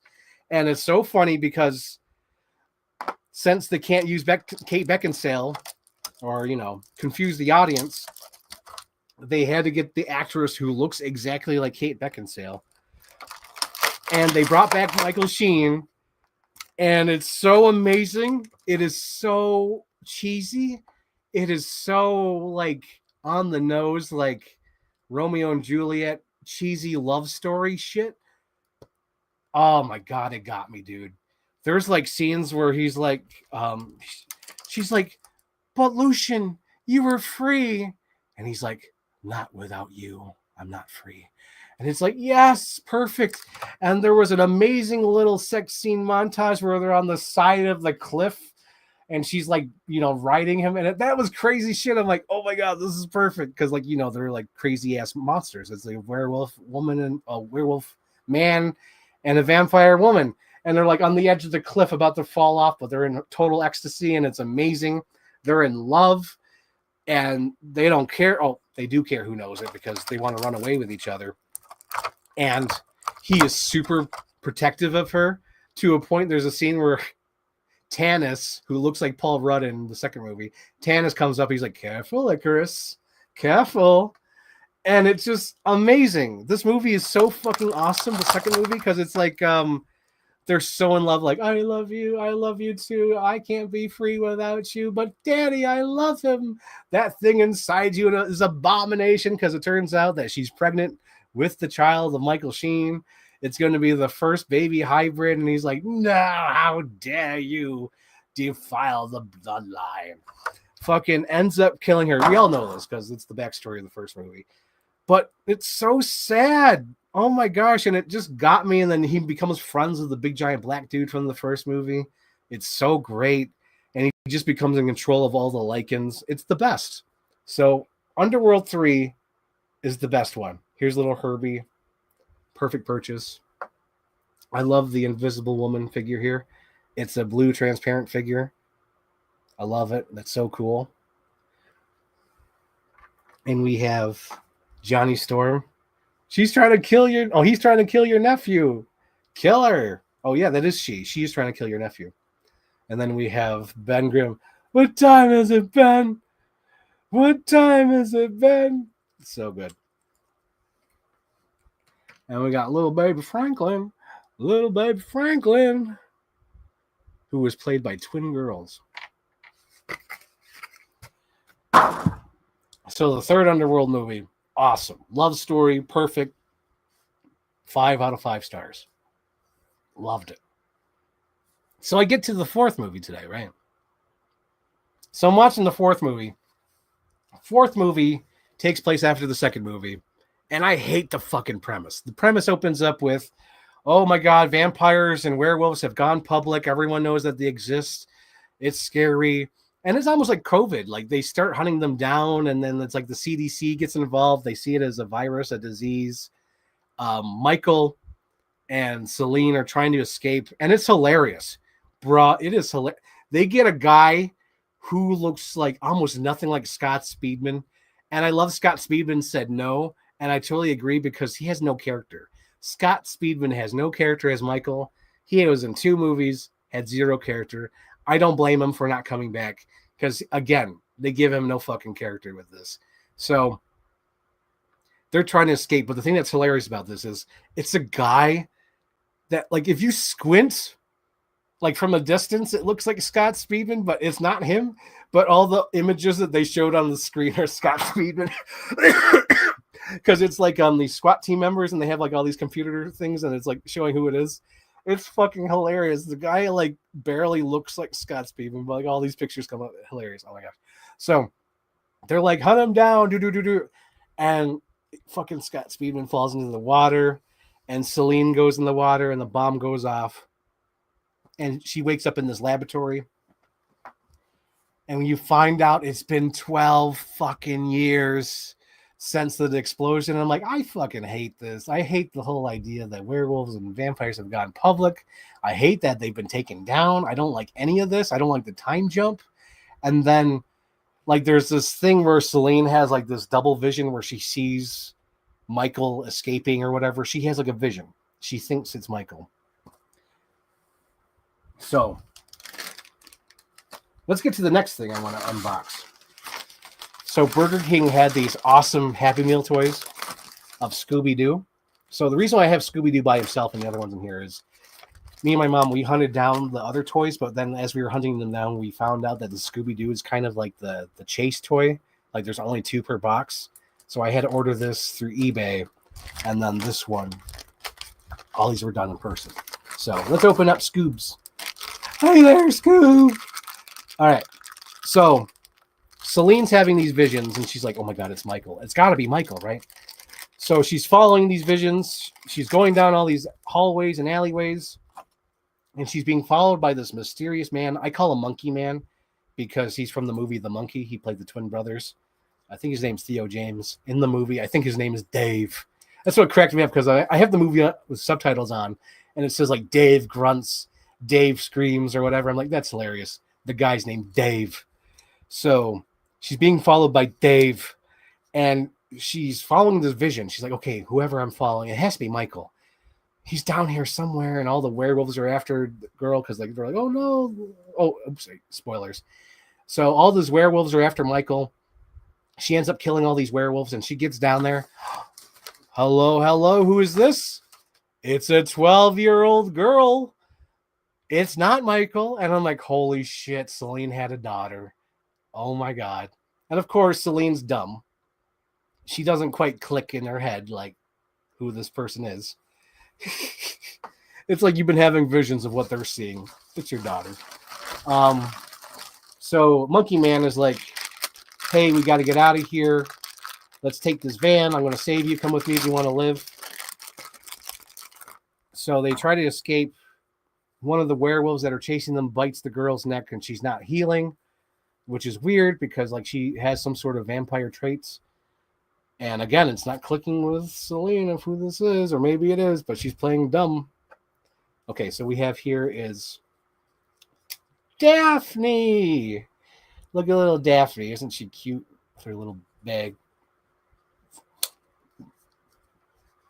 And she has a little kitty cat mask. So Monkey Man takes Celine and the daughter to the last surviving coven of the vampires. And turns out they were followed somehow. And there's this big giant lichen, like 3 stories high, or not that big, but you know, he's huge. He's a giant lichen. that Celine has never seen before. Like, she's like, I've never seen a lichen this big. Like, what the fuck is going on? Here we have Shaggy from Scooby-Doo. Shaggy. Like swings, bro. So we got Shaggy here. He's wearing a little skeleton mask. So we find out that turns out the fucking werewolves have been pretending to be the CDC to find a cure. Meanwhile, they want to wipe out all the vampires and make all the lichens rise up. And the reason why there's a big giant lichen is because they keep injecting him with shit to make him powerful. It's his son, the son that he claimed died years ago, the guy who's the CDC guy. And it's like, holy shit, dog. And then little girl's like, oh, Celine, I waited my whole life to meet you, and you're so cold. And Celine's like, I'm not cold. Yesterday, I watched the love of my life disappear in front of my eyes. And I wake up the next day and I see a 12-year-old girl that I haven't seen in years, and the love of my life is gone. I am not cold. I am heartbroken. And it didn't get me at the time, but it's getting me now. Oh my God. So, because like this little girl has, always wanted a mom, and they always told her mom was dead, but then someone let it slip up like, hey, your mom's in the next room. And that's why she broke her out. So we have Velma here. Velma with her little witch mask. Jinkies. Oh, that's so cute. Look at that. That's awesome. And who's left? Fred? Oh, we got two more. Oh, yeah, we got the villain. Okay. So the girl gets taken by the big giant werewolf. Celine, because like in the vampire coven, they're so pissed. They're like, look what you brought to us. There's not many of us left, and you had them kill my son, and Monkey Man is there dead, right? And Celine's like, your son is right. Running away is not survival. Fighting back is survival. You need to grow your balls back. And inside their underground coven of vampires, there's an old what are they called? Death Stalkers or whatever. So Celine puts her jacket back on, and she's all badass, and then she cuts her hand. And remember, guys, she ate the immortal shit. So she cuts a hole inside Monkey Man, and she has her hand cut. And she reaches inside him, and all the vampires like, what the fuck is she doing? And she uses her immortal blood to bring back Monkey Man. And it's so good because she just like yelled at his dad, like, you fucking asshole. Like, you guys should have been fighting this whole time to keep the vampires alive. I said, you're all fucking cowards. So she brings the son back to life. And he's like, oh, and she's like walking out with her Deathstalker jacket. Meanwhile, she teams up with the cop. The cop is the actor from, what movie was he in? He was in the movie, oh God, he was in the movie Intruder. I think he's in Devil Wears Prada as well. I think he's the guy who comes up with the clothing line that the girl, where Miranda goes, that guy. I forgot his name, but it's the clothing line where she purses her lips like, no. So we have Freddy here. Freddy's wearing his Frankenstein mask. Let's see what he looks like. Oh, that's hilarious. He's doing a little goofball face. Oh, I love these. These are so cute. I love that Burger King tried this year. They're like, hey, let's actually try to make some cool toys. And here is their little spooky villain, which is hilarious. So he's got the mask on of the ghostly trio, I think they're called, the ghostly duo. He's got that mask on, but he's the headless horseman. And that's like mixing up two different series. So like the ghost duo is definitely from like the first series, like season 1, season 2. And like the headless horseman is like from fucking Scooby-Doo and not Dynamite. But what's his cousin? He's got that cousin that's like the Scooby-Doo hour or whatever. It's like season 5 or whatever. It's like the mid 80s, the beginning of the 80s. Two different shows. That's funny though. So anyway, Celine teams up with the cop. They're going to take down the CDC, go save the daughter. They're going to do this. Leroy Jenkins. And they missed out on a good joke because there's a scene in the movie where the cop's like, all right, what's the plan? And she says, you'll know what to do after the signal. he's like, what's the signal going to be? And she doesn't answer him. So in the movie, she puts all these bombs on the elevator doors, and she sets them all off, and all the bombs go off. And she over the radio says, "That's the signal." And I'm like, oh, it would have been so much funnier if the cop said, "Oh shit, that's the signal." They missed out on a great joke. So anyway, or a little bit of humor. She goes in there, and they kill the CDC guy. They kill the vampires. They save the girl. They find out that Michael is still alive with the worst visual effect I've ever seen. So Celine is like breaking in, trying to find the daughter, and she finds another cryo tube, and she's like, oh my God, it's Michael. And she goes to wipe off the frost off the screen, and it looks like the fucking mashup from 2005 of Titanic 2. Remember how the guy did that Photoshop of Jack Dawson frozen in ice? It looks exactly like that, but worse. It is the worst visual effect I've ever seen. It looked like a fucking piece of paper of a fake Scott Speedman frozen. And it is like the worst visual effect. And I gotta say, it's the second worst visual effect, because earlier in this movie, there's a scene where the daughter releases Celine to get out of her cryotube, and Celine like breaks out of her cryotube, and she has she's slowly waking up. They fucking CGI'd a naked body on Kate Beckinsale, and it's like the worst fucking thing I've ever seen. Like, I don't get it. Like, if anything, they should have had a body double with Kate Beckinsale's face on it, but they did the reverse. They had like Kate Beckinsale probably wear like a body stocking and Photoshop or visualize her naked body. And it's like the weirdest looking thing I've ever seen in my life. It's like, why not just do a body double? Because clearly they had a naked body double pick up the clothes, unless it was a body double and it's just a bad visual effect. Because I can't grasp it, because it looks like all cartoon. I don't know. It's just the worst. Meanwhile, fucking Mila Jovovich is dying to be naked in all her movies. Every movie she's naked.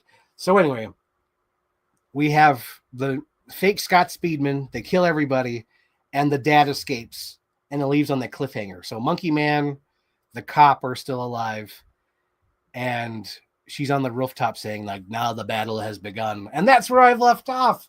So they need to fight in Scott Speedman, which I don't think he's in the next one either, because that dude said, bye, I'm gone. And they're still continuing the series. But it's a nice soap opera. I'm enjoying the soap opera.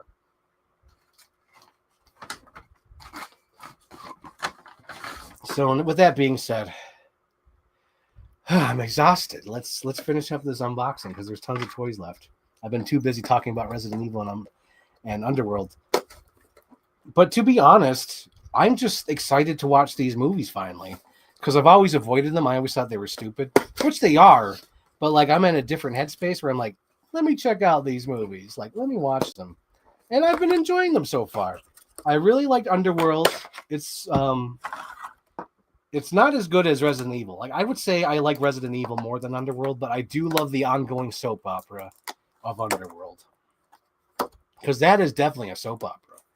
Like the love and the forbidden love, the dueling clans of vampires and werewolves. I like that shit. And they're clicking all my buttons. It's like everything I would want to see in a werewolf vampire movie, they're clicking with it. I'm like, yep, that's right. I'd see that.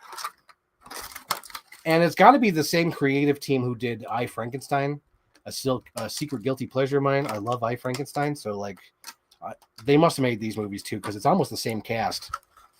Like, literally, it's almost the same cast from I, Frankenstein. And I know people don't like I, Frankenstein, but tough noogies, I don't give a shit. I like I, Frankenstein. So, I didn't show it the toy, but I'm unboxing the Street Fighter figure. This guy was sold out on Big Bad Toy Store for a while. I think he still is at this moment. So I found him at Walmart. I'm like, well, I got to take the opportunity to get him, because I missed out on Big Bad Toy Store, because I was slowly collecting all the Street Fighters. And like, when I have the time, I'll get them. But I missed out on this guy. I was like, oops, I missed out. So, yep, now I got him though. And he'll go with my Capcom versus Marvel shelf, a.k.a. X-Men versus Street Fighter so far. because I got to get some other Capcom figures. The Capcom races sing this song, doo da doo da. The Capcom races 5 miles long, all around all day, all around all night, all around all day. How long have I been going? 1 hour 30. So it took me 1 hour and 30 minutes to describe both series. That's funny. Oh, geez. I thought I cut those already. All right. So he's got these arms because, of course, in the game, he like punches, super punches. And I've reviewed these other Street Fighter figures, so I won't go into too much detail, but these Street Fighter figures, aka Jada Toys, is doing God's work. These are like the most perfect figures ever. Like, I wish Jada Toys would get like the license for like Marvel or like DC, because they're doing God's work. They're doing God's work. Go with God. God's gonna sit this one out. So, what else can I talk to you guys about? Oh yeah, Tron Ares. I saw Tron Ares yesterday with my sister. So we showed up a little bit late. I think we only missed like the first few seconds. I think we missed like the whole backstory of what happened in the first two. Yawn. Seen the first two. Don't need a backstory. So I came in and it's like little Evan Peters. He's showing them like, hey, this is what we got. You know, we got these cool like soldiers that are expendable. And little Jared Leto is like, expendable. Yes. Oh, there's rain. I hope you all brought your umbrellas. And it's so funny. It's like, oh, how cute. Look at that. And then turns out that they could only be alive for 29 minutes. And it's like, oh no, 1A. So, okay, so there's that Street Fighter figure. The next figure I want to open up is this Island Earth. I've been waiting for this figure because NECA has been doing the Universal Monsters, and this is like the forgotten Universal Monster. And I never thought they'd get to him, you know? I thought, oh, he's forgotten. They probably won't get it to him because the license for this Island Earth was with the Super 7, right? And I was like, oh, maybe I'll get the Super 7, even though I don't really like Super 7, right? So then all of a sudden, they got it. NECA got this guy, so I was like, hell yeah, it'll match the rest of my collection. I don't have to get that Super 7 figure. Because the Super 7 figures are so glossy. Like, in the pictures, they look nice, but when you get them, it just looks like, oh, God, what is this?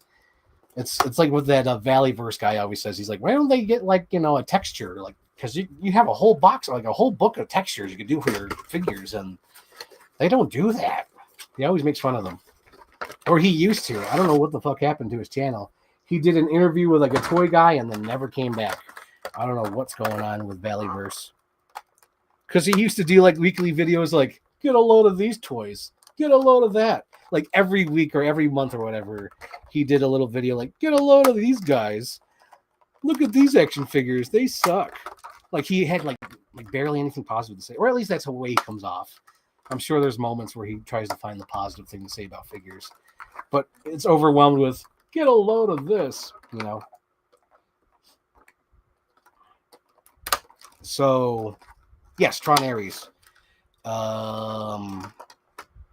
It was a fun movie. And it cracks me up because I thought it was going to be like more mainstream. I thought, okay, Disney's trying this again. It's probably going to be more mainstream for the audience to get into it. They're not going to do any weird shit. It's probably going to be all simple. You know, like that's probably why they're coming to the real world instead of going to the video game world.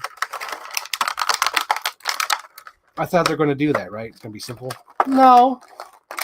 If anything, it is more sci-fi than ever. And I'm like, why are they like? I'm like, why are they doing this? But also going, yes, I'm glad they're doing this. You know what I mean? Because as a Tron fan, I love it. I love that they go all super sci-fi with it. But as a person who's like, I want Tron to live, it's like, stop killing Tron because all these movies keep getting rebooted every 15 years. It's like, come on, leave Tron alone or let Tron live. Oh, this is so cool.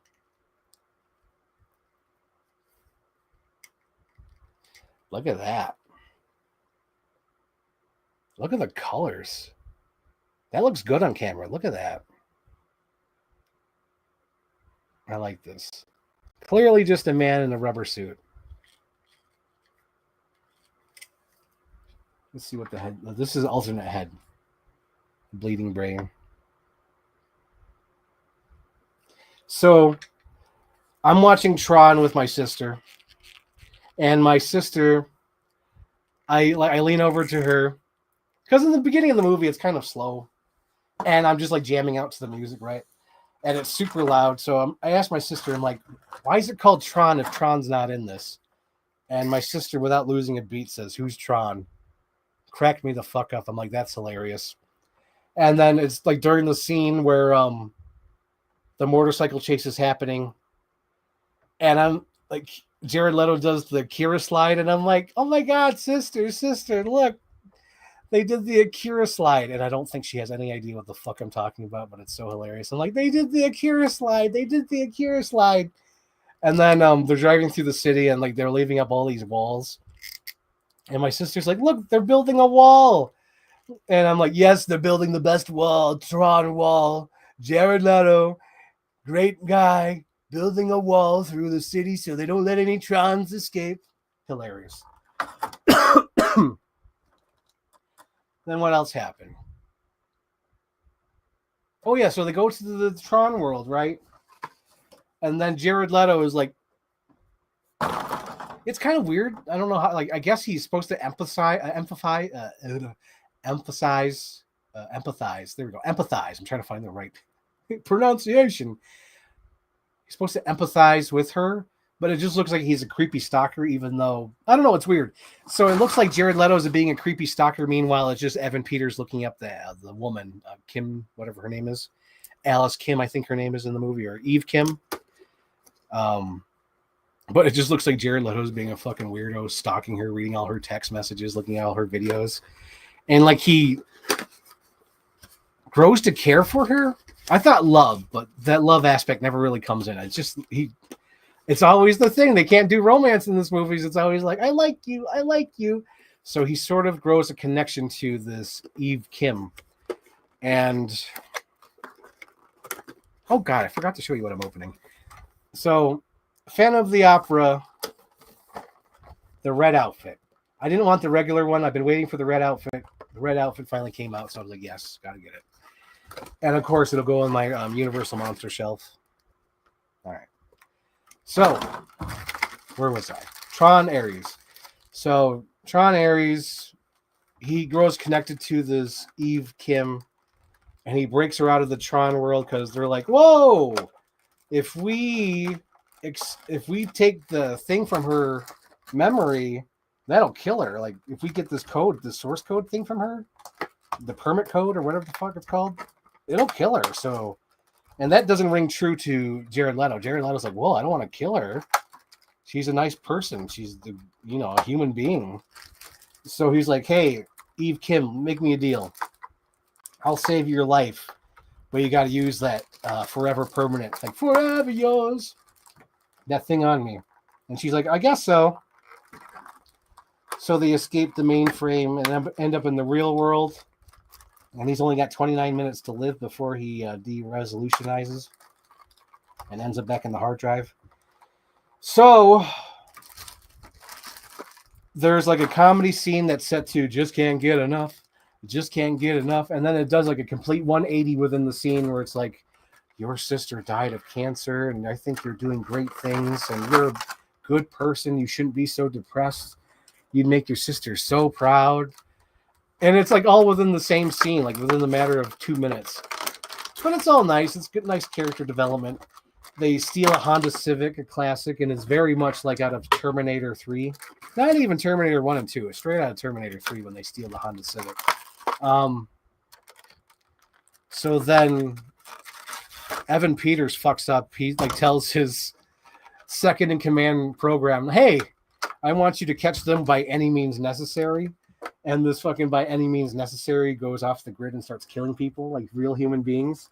And Evan Peters is like, no, stop it. Listen to me. And he's like, no, can't compute. You told me by any means necessary. And it's like, oh, shit. So then in order to save Jared Leto, they put him into the old computer And that's where we meet a digitized version of Kevin Flynn. Like, not even the real Kevin Flynn. It's like a memory of Kevin Flynn. And that got me so emotional when they went into like the original Tron world and we just see Kevin Flynn. Just because I love Tron so much. It's such a nerdy movie. It's such a niche movie. It's only for like 10 people in the world. Not everyone loves Tron.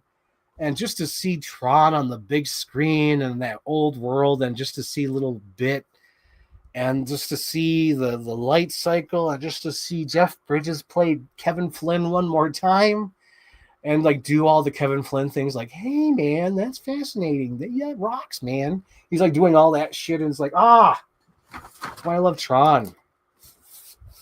I could say that the movie was pretty good for a Tron movie. It didn't break any walls though. I would agree with that, because there's people saying like, well, it didn't do anything new, and I'm like, I would have to agree. It, because like I feel like the first Tron broke down barriers technology wise. Fuck, even Tron Legacy broke down barriers, visual effects wise, and then even like storytelling wise with both movies, they broke down barriers. Well, Tron Ares is more derivative of Tron Legacy and kind of Tron 1. But at least it's its own story. It doesn't like repeat story elements, I don't think, from the first two. This is another figure I got. I got the Masters of the Universe, New Eternia, She-Ra. She-Ra, She-Ra, She-Ra. She-Ra. I got this because she looks awesome. She looks amazing. And also, I want to get an idea of what we're going to expect when they get the DC license back. So, there was a part in the movie that almost made me do a spit take. So, in the movie Tron Ares, I'm like, all right, let me take a drink. Everything is slowed down now. Let me take a drink. And just as I go to take a drink, it cuts to Jared Leto talking to Kevin Flynn. And he says, I think there's something wrong with me. And I almost spit out my drink. Like, literally, it made me laugh. Because I'm like, yeah, of course there's something wrong with you, Jared Leto. Oh, my God. And it's so funny because I thought this movie was made because, like, oh, everyone tweets about Jared Leto. Let's hire Jared Leto. No, fucking Jared Leto's in the movie because he produced the movie, because he really does like Tron. He's like, I love Tron so much, I want to make a Tron movie. And I love that he really did make a Tron movie. Like, this is for Tron fans, and it's like, what the fuck? It's like, you didn't make it for anybody else. You made it for Tron fans. Because I was watching this movie, I'm like, oh my gosh. I even had to explain to my sister, because in the movie, it shows Evan Peters hacking, and then it cuts to a CGI, like, world, and it shows all these little guys in black suits climbing up the wall. And I had to, and she's like, shaking her head, like, what is this? And I had to lean to her and say, this is visual representation of hacking. This is him hacking the computer. And she's like, oh, is that what this is? I'm like, yeah, this is what it is. They're in the Encon system, and that's him hacking. Those are his programs he's using. And she's like, oh. So this movie does no favors of, being for the mainstream audience. It is for Tron folks. And that just cracks me up. Look at She-Ra. Oh, this is, ooh. The joints are tighter on this. I like that. Because I think in previous reviews, I think the Faker figure, I was like, yeah, I don't know about this, but this has tighter things. It's almost like they improved. They're like, oh, we got to fix our mistakes before we get DC back. But the She-Ra is so amazing. I love it. Maybe it'll show up better with a dark background. Let's see. It might. Because right now she's being blown out because... There we go. Yeah, she's not as blown out because it's sort of balancing with the black background. Well, that's cool. I like that. It's like a pearly, plastic they used. Instead of just plain white, it's a pearl. That's cool. See, it just blows out. That's cool. Maybe it's a little bit better. Oh, yeah. That's cool, though. Love it. Loving it. I'm loving it. Loving it. Oh, yeah, I totally forgot to show you the close-up of fucking the close-up of the Phantom of the Opera. That's cool. That is cool. All right. Squeeze me. All right. What else is left? Ooh, I want to talk about these real quick.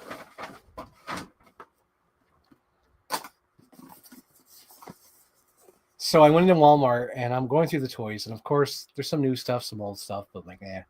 And I get to the Star Wars section, and usually it's all the same old fucking like Andor toys that aren't selling. It's like one of the, it's like is it Tarkin? No, not Tarkin. The other guy, Krennic. It's like Krennic in his new suit, and then we have Andor in his black suit. No one's really picking up those figures. It's like it's too many of them.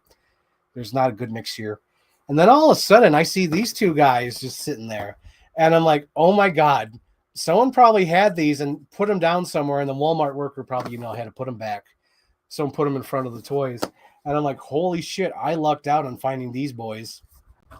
So, of course, this is, we call it Obi-Wan Kenobi from Star Wars Revenge of the Sith. And we got Anakin Skywalker from Revenge of the Sith.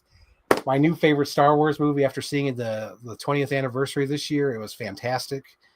Oh, my God, I love Revenge of the Sith. It's probably the best Star Wars movie. I'm not even joking. But I was so glad to find these. Of course, I'm going to open them up because I was like, finders keepers, losers weepers. So whoever was trying to hide them, you're a loser. You're a loser. You've always been a loser. I am a winner. Or how do you say me think good? All good things. All good. All things turn good. I forgot what Trump said, but it's something like that. All good things. All things good. Let's see. It's like nothing can be bad. All good things. It's something like that. It just cracked me up. Not all can be bad. Not all can only be good. I like how these Star Wars figures have less accessories than Marvel Legends and G.I. Joes, but they're the same price of them. But I'm at least glad they updated the sculpts. Like, this is a brand new sculpt, at least for the head. The body might be the same, but at least the head's updated. You have done that yourself. Anakin, you are the chosen one. I hate you. Oh my gosh. Dude, that movie rocks so fucking hard. You turned her against me. You have done that yourself. You are my brother, Anakin. I loved you.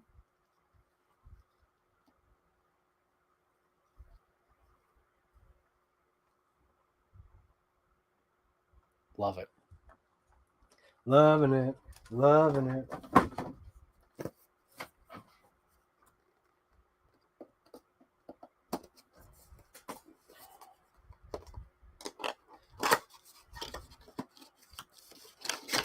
I know I got all quiet all of a sudden. I'm gathering my thoughts of what to talk about next.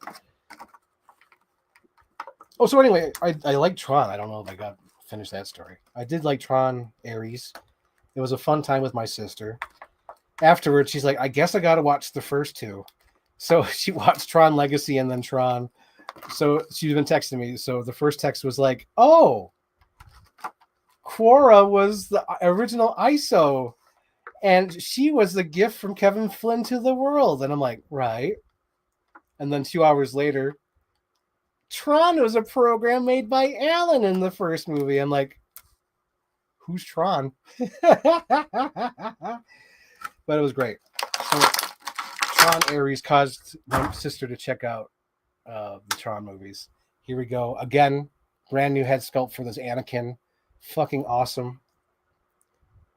Oh, man, that looks like Hayden. Hayden's so awesome. Hayden was at some Comic-Con this weekend. I think it was in Scotland.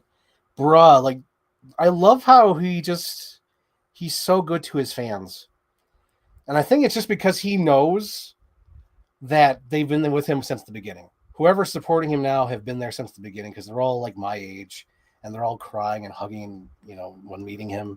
And he just knows that how special we are and how we always love the movies and how we always will be there for him. So great. But yeah, he's a good guy. Hopefully. I hope. Oh, God.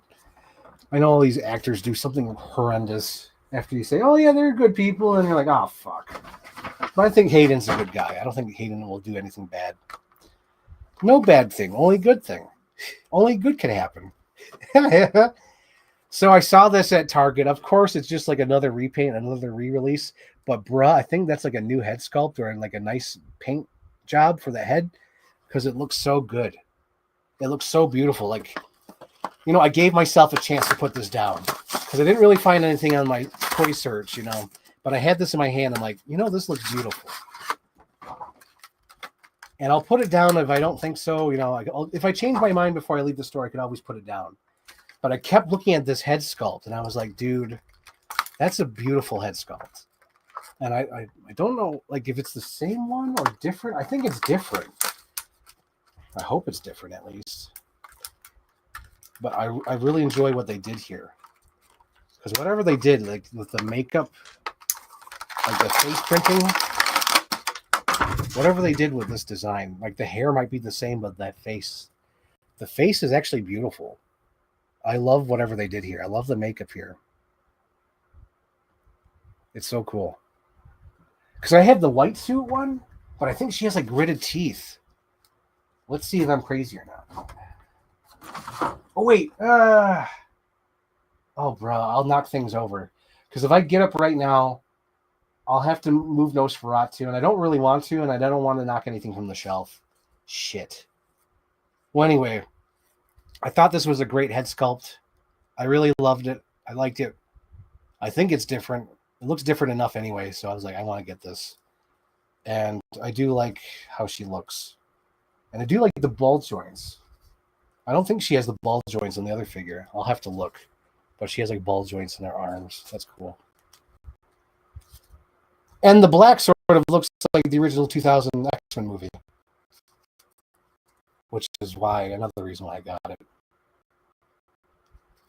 That's cool. All right, 2 more figures left.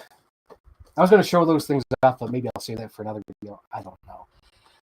Because I'm sort of exhausted now after talking about, like, my God, 12 movies or something. I got another Wolverine. I know my rule was, Frank, you have enough Wolverines, but I'm like, fuck it. Fuck it, dude. Fuck it. Wolverine is part of my collection now. He's great. And I like his look. I like the look of this. I like how cartoony the body looks. It looks very Simpson-y. But yeah, this is based off of his appearance in the Wolverine cartoon show. Oh, shit. No.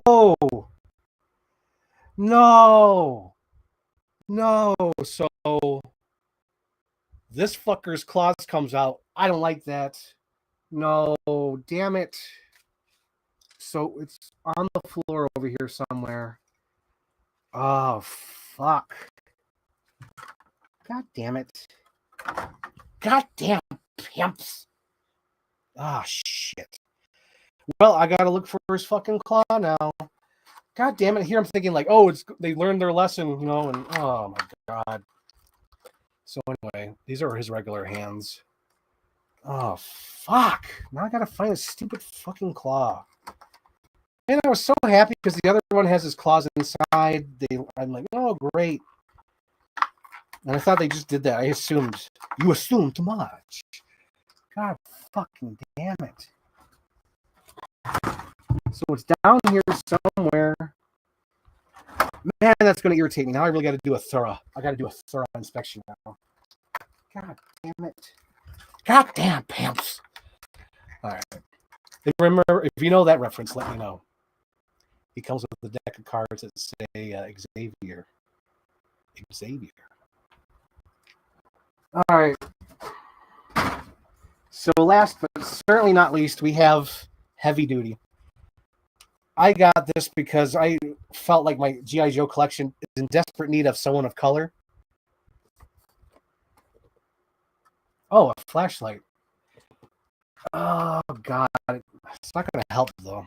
Like I'll use a flashlight later on for the night. But fuck, it sucks, dude. That sucks. God damn it. God damn it. All right, I'll have to look for it later. But yes, I'll use a flashlight to look for it. Thank you, Mom. So anyway, I got heavy duty because I felt like it says later. You didn't say later, you good goofball. You said use a flashlight. Oh, use a flashlight later. You did say it. Anyway, I'm gonna repeat myself a third time, even though I know you guys already heard it. I felt like my GI Joe shelf is in desperate need of color, some diversification, because there's only a Native American man. Everyone else is white, uncomfortably white. Like literally everybody is white. It makes me uncomfortable looking at the shelf because there's only a Native American. So I desperately felt like I needed someone of color. I've been waiting for someone of color to look cool for the collection, and this dude looks cool. I liked his ripped off sleeves, and I like the detail of his face. It almost looks like an actor, but like clearly this is just like original design. Where the hell? Well, no, that's not the scissors. Where'd the scissors go? Oh, fuck. Come on, Frank. Franklin, what are you doing? You moron. Oh, there they are. They're underneath my Anakin box. Okay, scissors. So I got this dude because he looks like an actor. He looks like somebody, but maybe based off of like a no name. But this dude, like, he doesn't look generic because I felt like the other people of color that they've done so far look so generic. They don't look like anybody. Okay, I better put this on the desk because it looks like a bunch of small pieces. But he comes with like a little rocket launcher of some sort.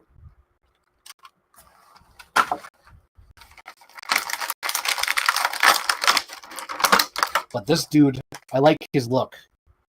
This dude looks like he could be like in the Lost World, Jurassic Park or some shit. This dude looks like he could be fighting alongside with Gerard Butler. This guy looks awesome. I like his look. He's got a very unique look. And not only that, but he comes with like a cool head. So like this dude, like I could see this guy in like the Lost World. Like I could see him saying like, "Don't go into the long grass," you know. And then this dude, switch out his head.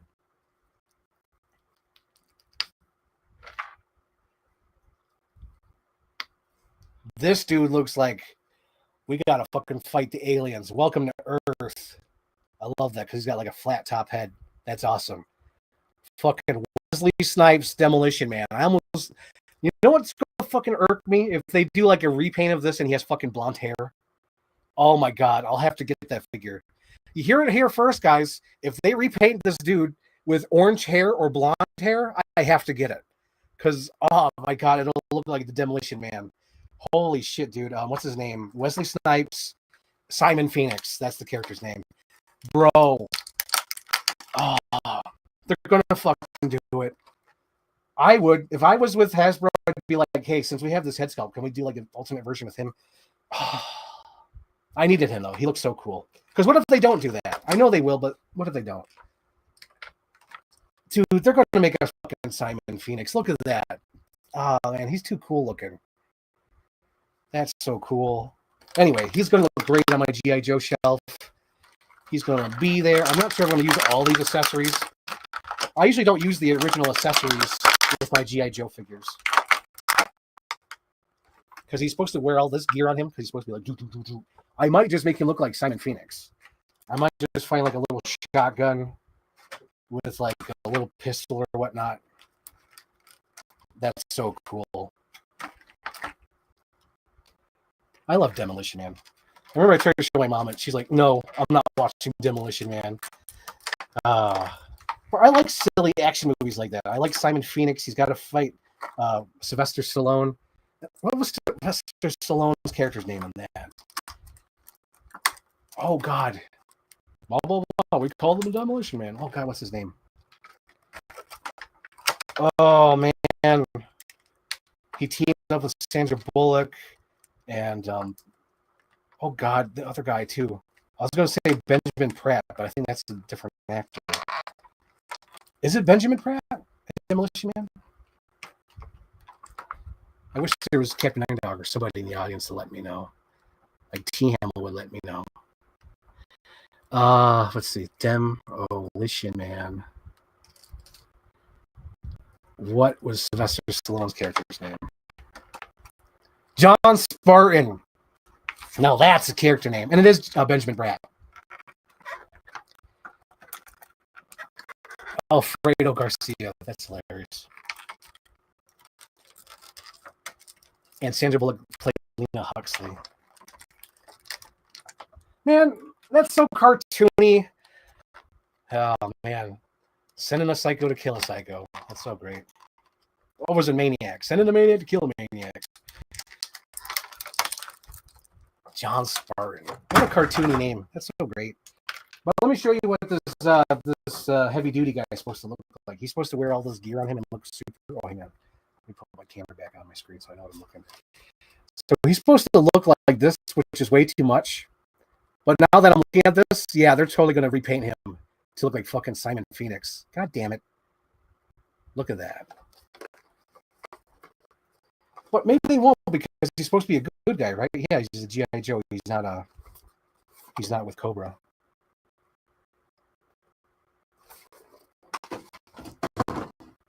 Oh, yeah, I'm totally going to give him the shotgun, though. That's so cool. God damn it. God damn it. Awesome.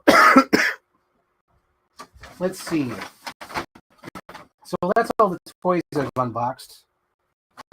I already gave a shout out to Mom. Mom gave me the little USB thing, the Burger King toys. I don't know if I specifically thank you for that, but thank you for the Burger King toys. But I thank you for the book bag, the USB thing.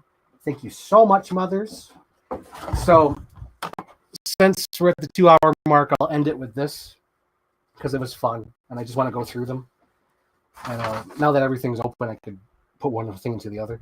So my library had a book sale and DVD sale, and they're like, come on down. And if you come in on Saturday, you bring in the bag, and whatever's in the bag, $5 for the whole thing. $5 for the whole bag. And I'm like, I'm going in. And I was so scared. I'm like, oh God, are the good movies going to be gone? No, everyone was waiting for Saturday. And luckily my mom was smart. She's like, Frank, you're going to get up at the ass crack of dawn. We're going to get there a little bit early. We're going to get there. They fucking opened the doors like 5 minutes early. We went to the library and they had tons of movies. I was going to show them on screen, but I just realized that they have the fucking library name on there. And I don't want to do that. So I'll just go through them and just talk about what I got. So I got Ready Player One, the Steven Spielberg movie. Oops, don't show it. I got Saving Mr. Banks, the Disney movie with Tom Hanks. I got Burn After Reading, the Coen Brothers movie, which I've been wanting to rewatch for the longest time. Brad Pitt's hilarious in it. I got The Intruder, one of my favorite thrillers from the last couple of years. It has Dennis Quaid as the creepy old man who wears the red Trump hat in the movie, and he goes after the couple. I just mentioned the actor's in the Underworld movie, Michael Ealy. What else I picked up? I picked up Bad Boys for Life, which is great. So now I need to get only one of the Bad Boy movies. I'm almost caught up. I got the remake of Fright Night with Colin Farrell, which I remember liking. I remember seeing it in a theater in 3D. It was fucking awesome. So I'm glad I got it. The other one I picked up, there's tons of them. I picked up Dark Shadows starring Johnny Depp, one of my favorite current day Tim Burton movies, or later career Tim Burton, because it's so silly. It's fish out of water story. It feels like something straight out of the 90s. Because I like when Johnny Depp wakes up in the modern day and he sees a big giant M and he's like, oh, Mistopheles, and it's McDonald's. Hilarious. I picked up Wolverine Origins, and I was so afraid that I had this in my DVD collection already. I was like, oh God, I probably already have it. Came home, realized I didn't have any of the fucking Wolverine movies. I have X-Men 1, 2, 3, and X-Men First Class, and I have X-Men Days of Future Past, and X-Men Phoenix, Rise of the Phoenix, or whatever, Revenge of the Phoenix, whatever the fuck. But I don't have Wolverine, and I don't have Wolverine Origins, and I have Wolverines. So I have Wolverine Origins now on Blu-ray. I picked up Grease, a movie that I've seen once. I don't have it in my collection. I feel like I need to see it, so I picked up Grease. Cold Pursuit, fans of the show know I love Cold Pursuit. Sounds like you told us to go back to our reservation. Oh my god, so good. I picked up Fences because recently I just watched the interview with I want to get his name right. Mikhail Williamson, he was in Forrest Gump. He played Bubba, and then he played in the movie Species 1. Not Species 2. No, wait, he is in Species 2 because he's the astronaut. That's right. It's so fucking cool in Species 2. Speaking of which, I just picked up Species 2 in 4K and Blu-ray. I'm so glad to check that out. But anyway, I picked up Fences with Denzel, but I wanted to watch his performance, Mikkel, because he's the brother who got shot in the head in the war and came back. And he's like, waiting for the judgment day. It's so good. It's such a good performance. A lot of great performances in it. I love Fences. Pick that up.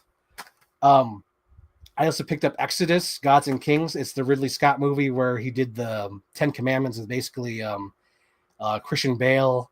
I think Sigourney Weaver's in this. Yep, Sigourney Weaver, Ben Mendelsohn, Ben Kingsley, Joel Edgerton, John Turturro. Oh my god! But anyway, I picked this one up is because one of my dream projects one day to do is I want to do an over-the-top Jesus movie or like a biblical movie. I'm not sure which one I want to do. It's either I want to do like an over-the-top Ben-Hur or an over-top Jesus story. I definitely want to do that. And I want to use clips from this movie, Exodus. I picked up Red Sparrow because it was one of the movies I saw with Paige. And this definitely could be used for projects, but, it's one of the many Paige movies I picked up because when me and Paige did P&F at the movies, we watched a lot of like B-side movies, and Red Sparrow was one of them. I picked up Upgrade. Upgrade is directed by Lee Winnell, one of my favorite filmmakers. He's the guy who did the Saw movie in the beginning. He's one of them because there's James Wan and Lee Winnell. I like Lee Winnell. He did a movie called Upgrade. I picked up Upgrade. I picked up the classic Fiddler on the Roof. If I were a rich man, matchmaker, make me a match, catch me a catch. I also picked up Ghost in the Shell with Scarlett Johansson. Oh my gosh. I love Scarlett Johansson. She's like, I always knew she was beautiful until she started doing like the promotion. I'm like, oh, she's actually beautiful. Because just to compare, I hate doing this, but just to compare, I think she's almost the same age as Emily Blunt. And Emily Blunt was at this event and they posted early images before they airbrushed them. Because I never knew they airbrushed them so bad. But they released pictures of Emily Blunt. And she had like so much makeup and you could tell how old she's gotten. And it was like, oh, Emily Blunt. But then they posted pictures immediately of Scarlett Johansson and she's like flawless. She's wearing makeup too, but like you could tell she's flawless. And I'm like, holy shit, Scarlett Johansson. But yeah, I got Scarlett Johansson's Ghost in the Shell. I love Scarlett Johansson. I also picked up Sherlock Holmes 2, Game of Shadows. Remember that movie? And then I have Isle of Dogs. I love Wes Anderson. We just watched Phoenician Scheme this year. That's one of his movies, Isle of Dogs. Ocean's 11. I don't have any of the Ocean's movies, so I picked up Ocean's 11. Baywatch with The Rock and all these actors. I picked this up because clearly I could use this for projects. Clearly, I could use that for projects. Detroit. I believe this is a Catherine Bigelow movie. I think it's an okay movie. I'd have to watch it again. I think I liked it, but I wanted to get it just because I know I could use it for projects, and I do like Catherine Bigelow. I picked up The Dark Tower, another Page movie. The Dark Tower is inspired by the Stephen King books. But yeah, I was like, oh, Page. And then I picked up A Wrinkle in Time. A Wrinkle in Time was the movie where we watched the trailer, and Paige was like, oh, we got to see A Wrinkle in Time. And I never said I wanted to see it. She just assumed we were going to see it. And my mom was like, are you going to tell her we're not going to see it? And I was like, I'll tell her. And I remember Paige was so sad because she thought we were seeing A Wrinkle in Time. So now I got it from the library. I'll check it out now. Now it's been 20 years. 20 years since P&F at the movies. I also picked up The Nutcracker of the Four Realms, which was funny because it was like later that same year, and I was like, that looks like a Paige movie. I'm like, Paige, are you going to see Nutcracker in the Four Realms? She's like, obviously. Cracked me up. And then I also picked up Casino Royale. Oh, shit, there's some DVDs in here, too? Oh, my gosh. I picked up Casino Royale with Daniel Craig because I don't think I have any James Bond movies. The only James Bond movies I have is GoldenEye, because that's the only one I like. Well, I picked up the remake of Poltergeist because obviously projects I could use that for. I picked up the DVD of The Master. Love Paul Thomas Anderson. He just did One Battle After Another. Wild Thornberrys movie, Sky High, Dennis the Menace, Yours, Mine, and Ours. Those are all like kid movies I've been wanting to see. Pixar short films, of extremely goofy movie. I was so excited to get this one, Return to Oz. It's the very dark sequel to Wizard of Oz that Disney did in the 80s. I'm surprised they got away with it. I think it was before the Jeffrey Katzenberg era. I got the interview with James Franco and Seth Rogen. What else did I get? Oh no. Oh yeah.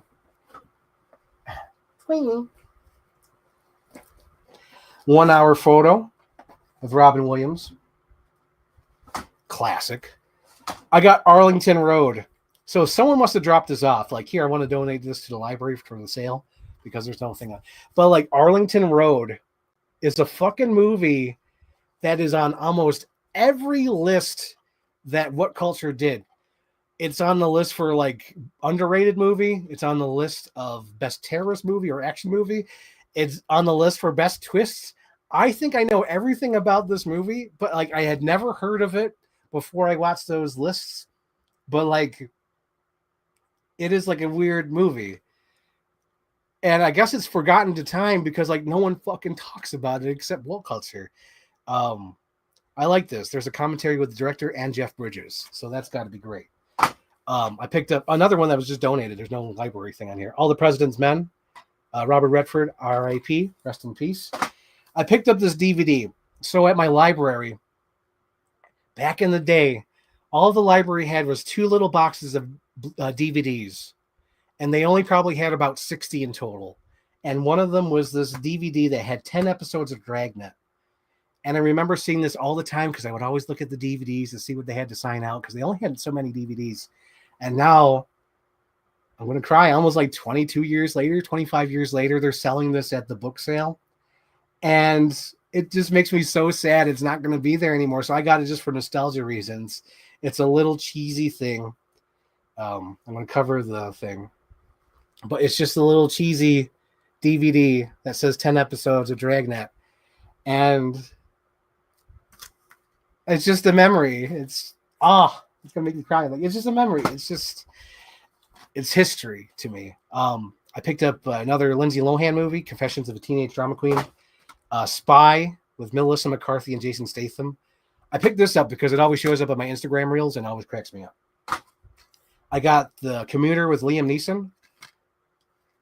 So it's for a project. Another dream project of mine is to somehow make a movie called I'm Coming Home for Christmas, where Liam Neeson's on his way home for Christmas, but everything he gets on, I almost want to call it Plane, Trains, and Automobiles or something, but everything he gets on gets taken over by terrorists, because I want to get him on the train, and there's terrorists, and he gets on the plane in that movie, Risk Flight or whatever, Flight Risk. I want him to get on these things, and he's just trying to get home for Christmas. And everything gets taken over. He gets on the train, he gets on the car, he gets on the plane, and he just can't get home for Christmas. Oh, that's the dream. And then somebody must have donated this. I just realized it's full screen, so joke's on me.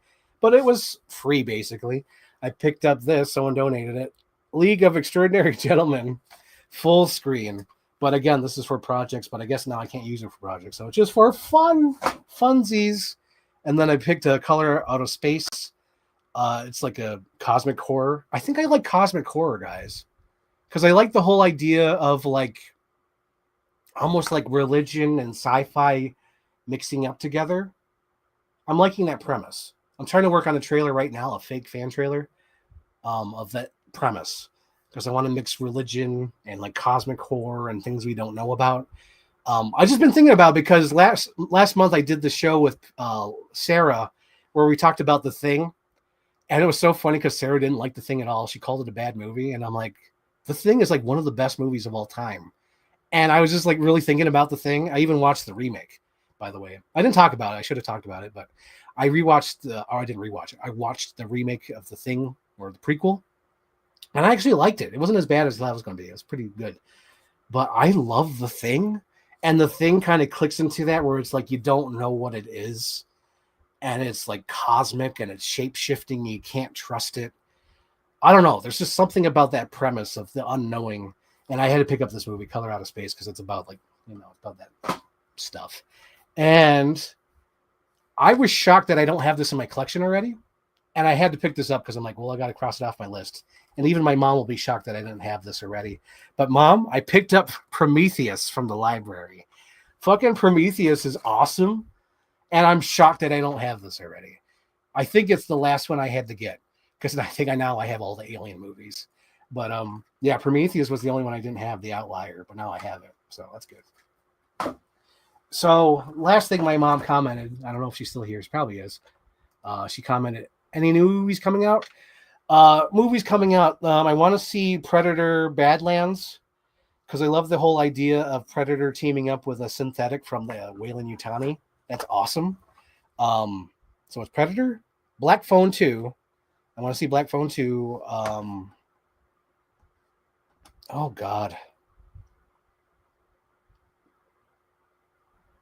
I kind of want to see Kiss of the Spider Woman, but I'll rent that. That's not to see in a theater. That's for me only. I don't know. Is there any movies coming out? I don't know. Again, I don't... Oh, wait, Running Man. Running Man's coming out soon. That's cool. And I think that's about it. There's probably some other movies I'm forgetting, but there's that. I think there's something coming out on Christmas, like an action movie or some shit. But I want to see that as well. But yeah, thank you guys for tuning in. That's been everything. I'll have to... Oh, wait. There it is. I thought I had to do it, but I just seen it as I moved my foot. So before I leave the show, I found his claw. And now it's reunited. Reunited, and it feels so good. So now I guess I have to display him, because I don't want to lose any of his fucking claws. He'll have to go on display immediately. But yeah, after today, now that I found everything, maybe I could do a cleanup job. But all those things will be put in my display tomorrow, probably, because I'm off, or this week. I might be lazy. I think I'm just going to watch movies. So tonight, I'm probably going to watch the last Underworld movie. I got to watch Underworld 6, or is it 5? Underworld 5, because there's no 6 movies. There's only 5 movies.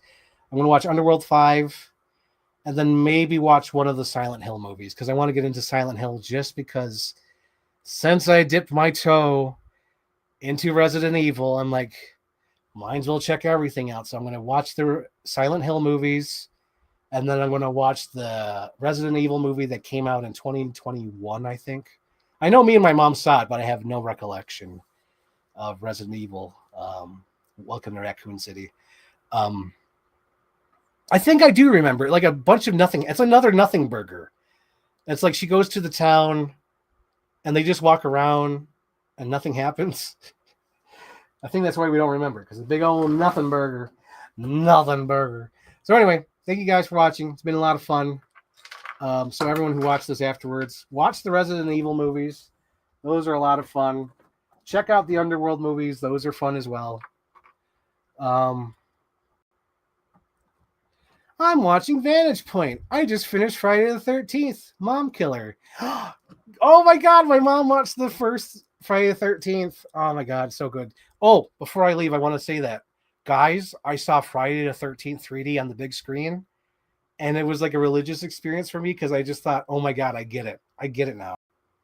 I get why these movies are so popular. My mom totally didn't get it. She was lost the whole time. And even when I said, oh my God, I totally get it. Like, people love these. She's like, really? Because the whole movie is so like nothing happens. Like, a bunch of people look around the room like, Rick, Tom, Shelly, Martin, Dave, Daniel, Fox, Steve, Mary. That's the whole fucking Friday the 13th movie. And I remember my mom, she's like, wait a minute. That's Shelly's mask. Are you telling me Jason got the mask from Shelly? I'm like, yeah. This is the movie where he got the mask from. Really? From Shelly? This is the movie. Cracked me up. But we saw Friday the 13th in 3D, which was a lot of fun. So anyway, I just wanted to mention that before I forget, because these are like time capsules of movies I've seen. So anyway, thank you for watching.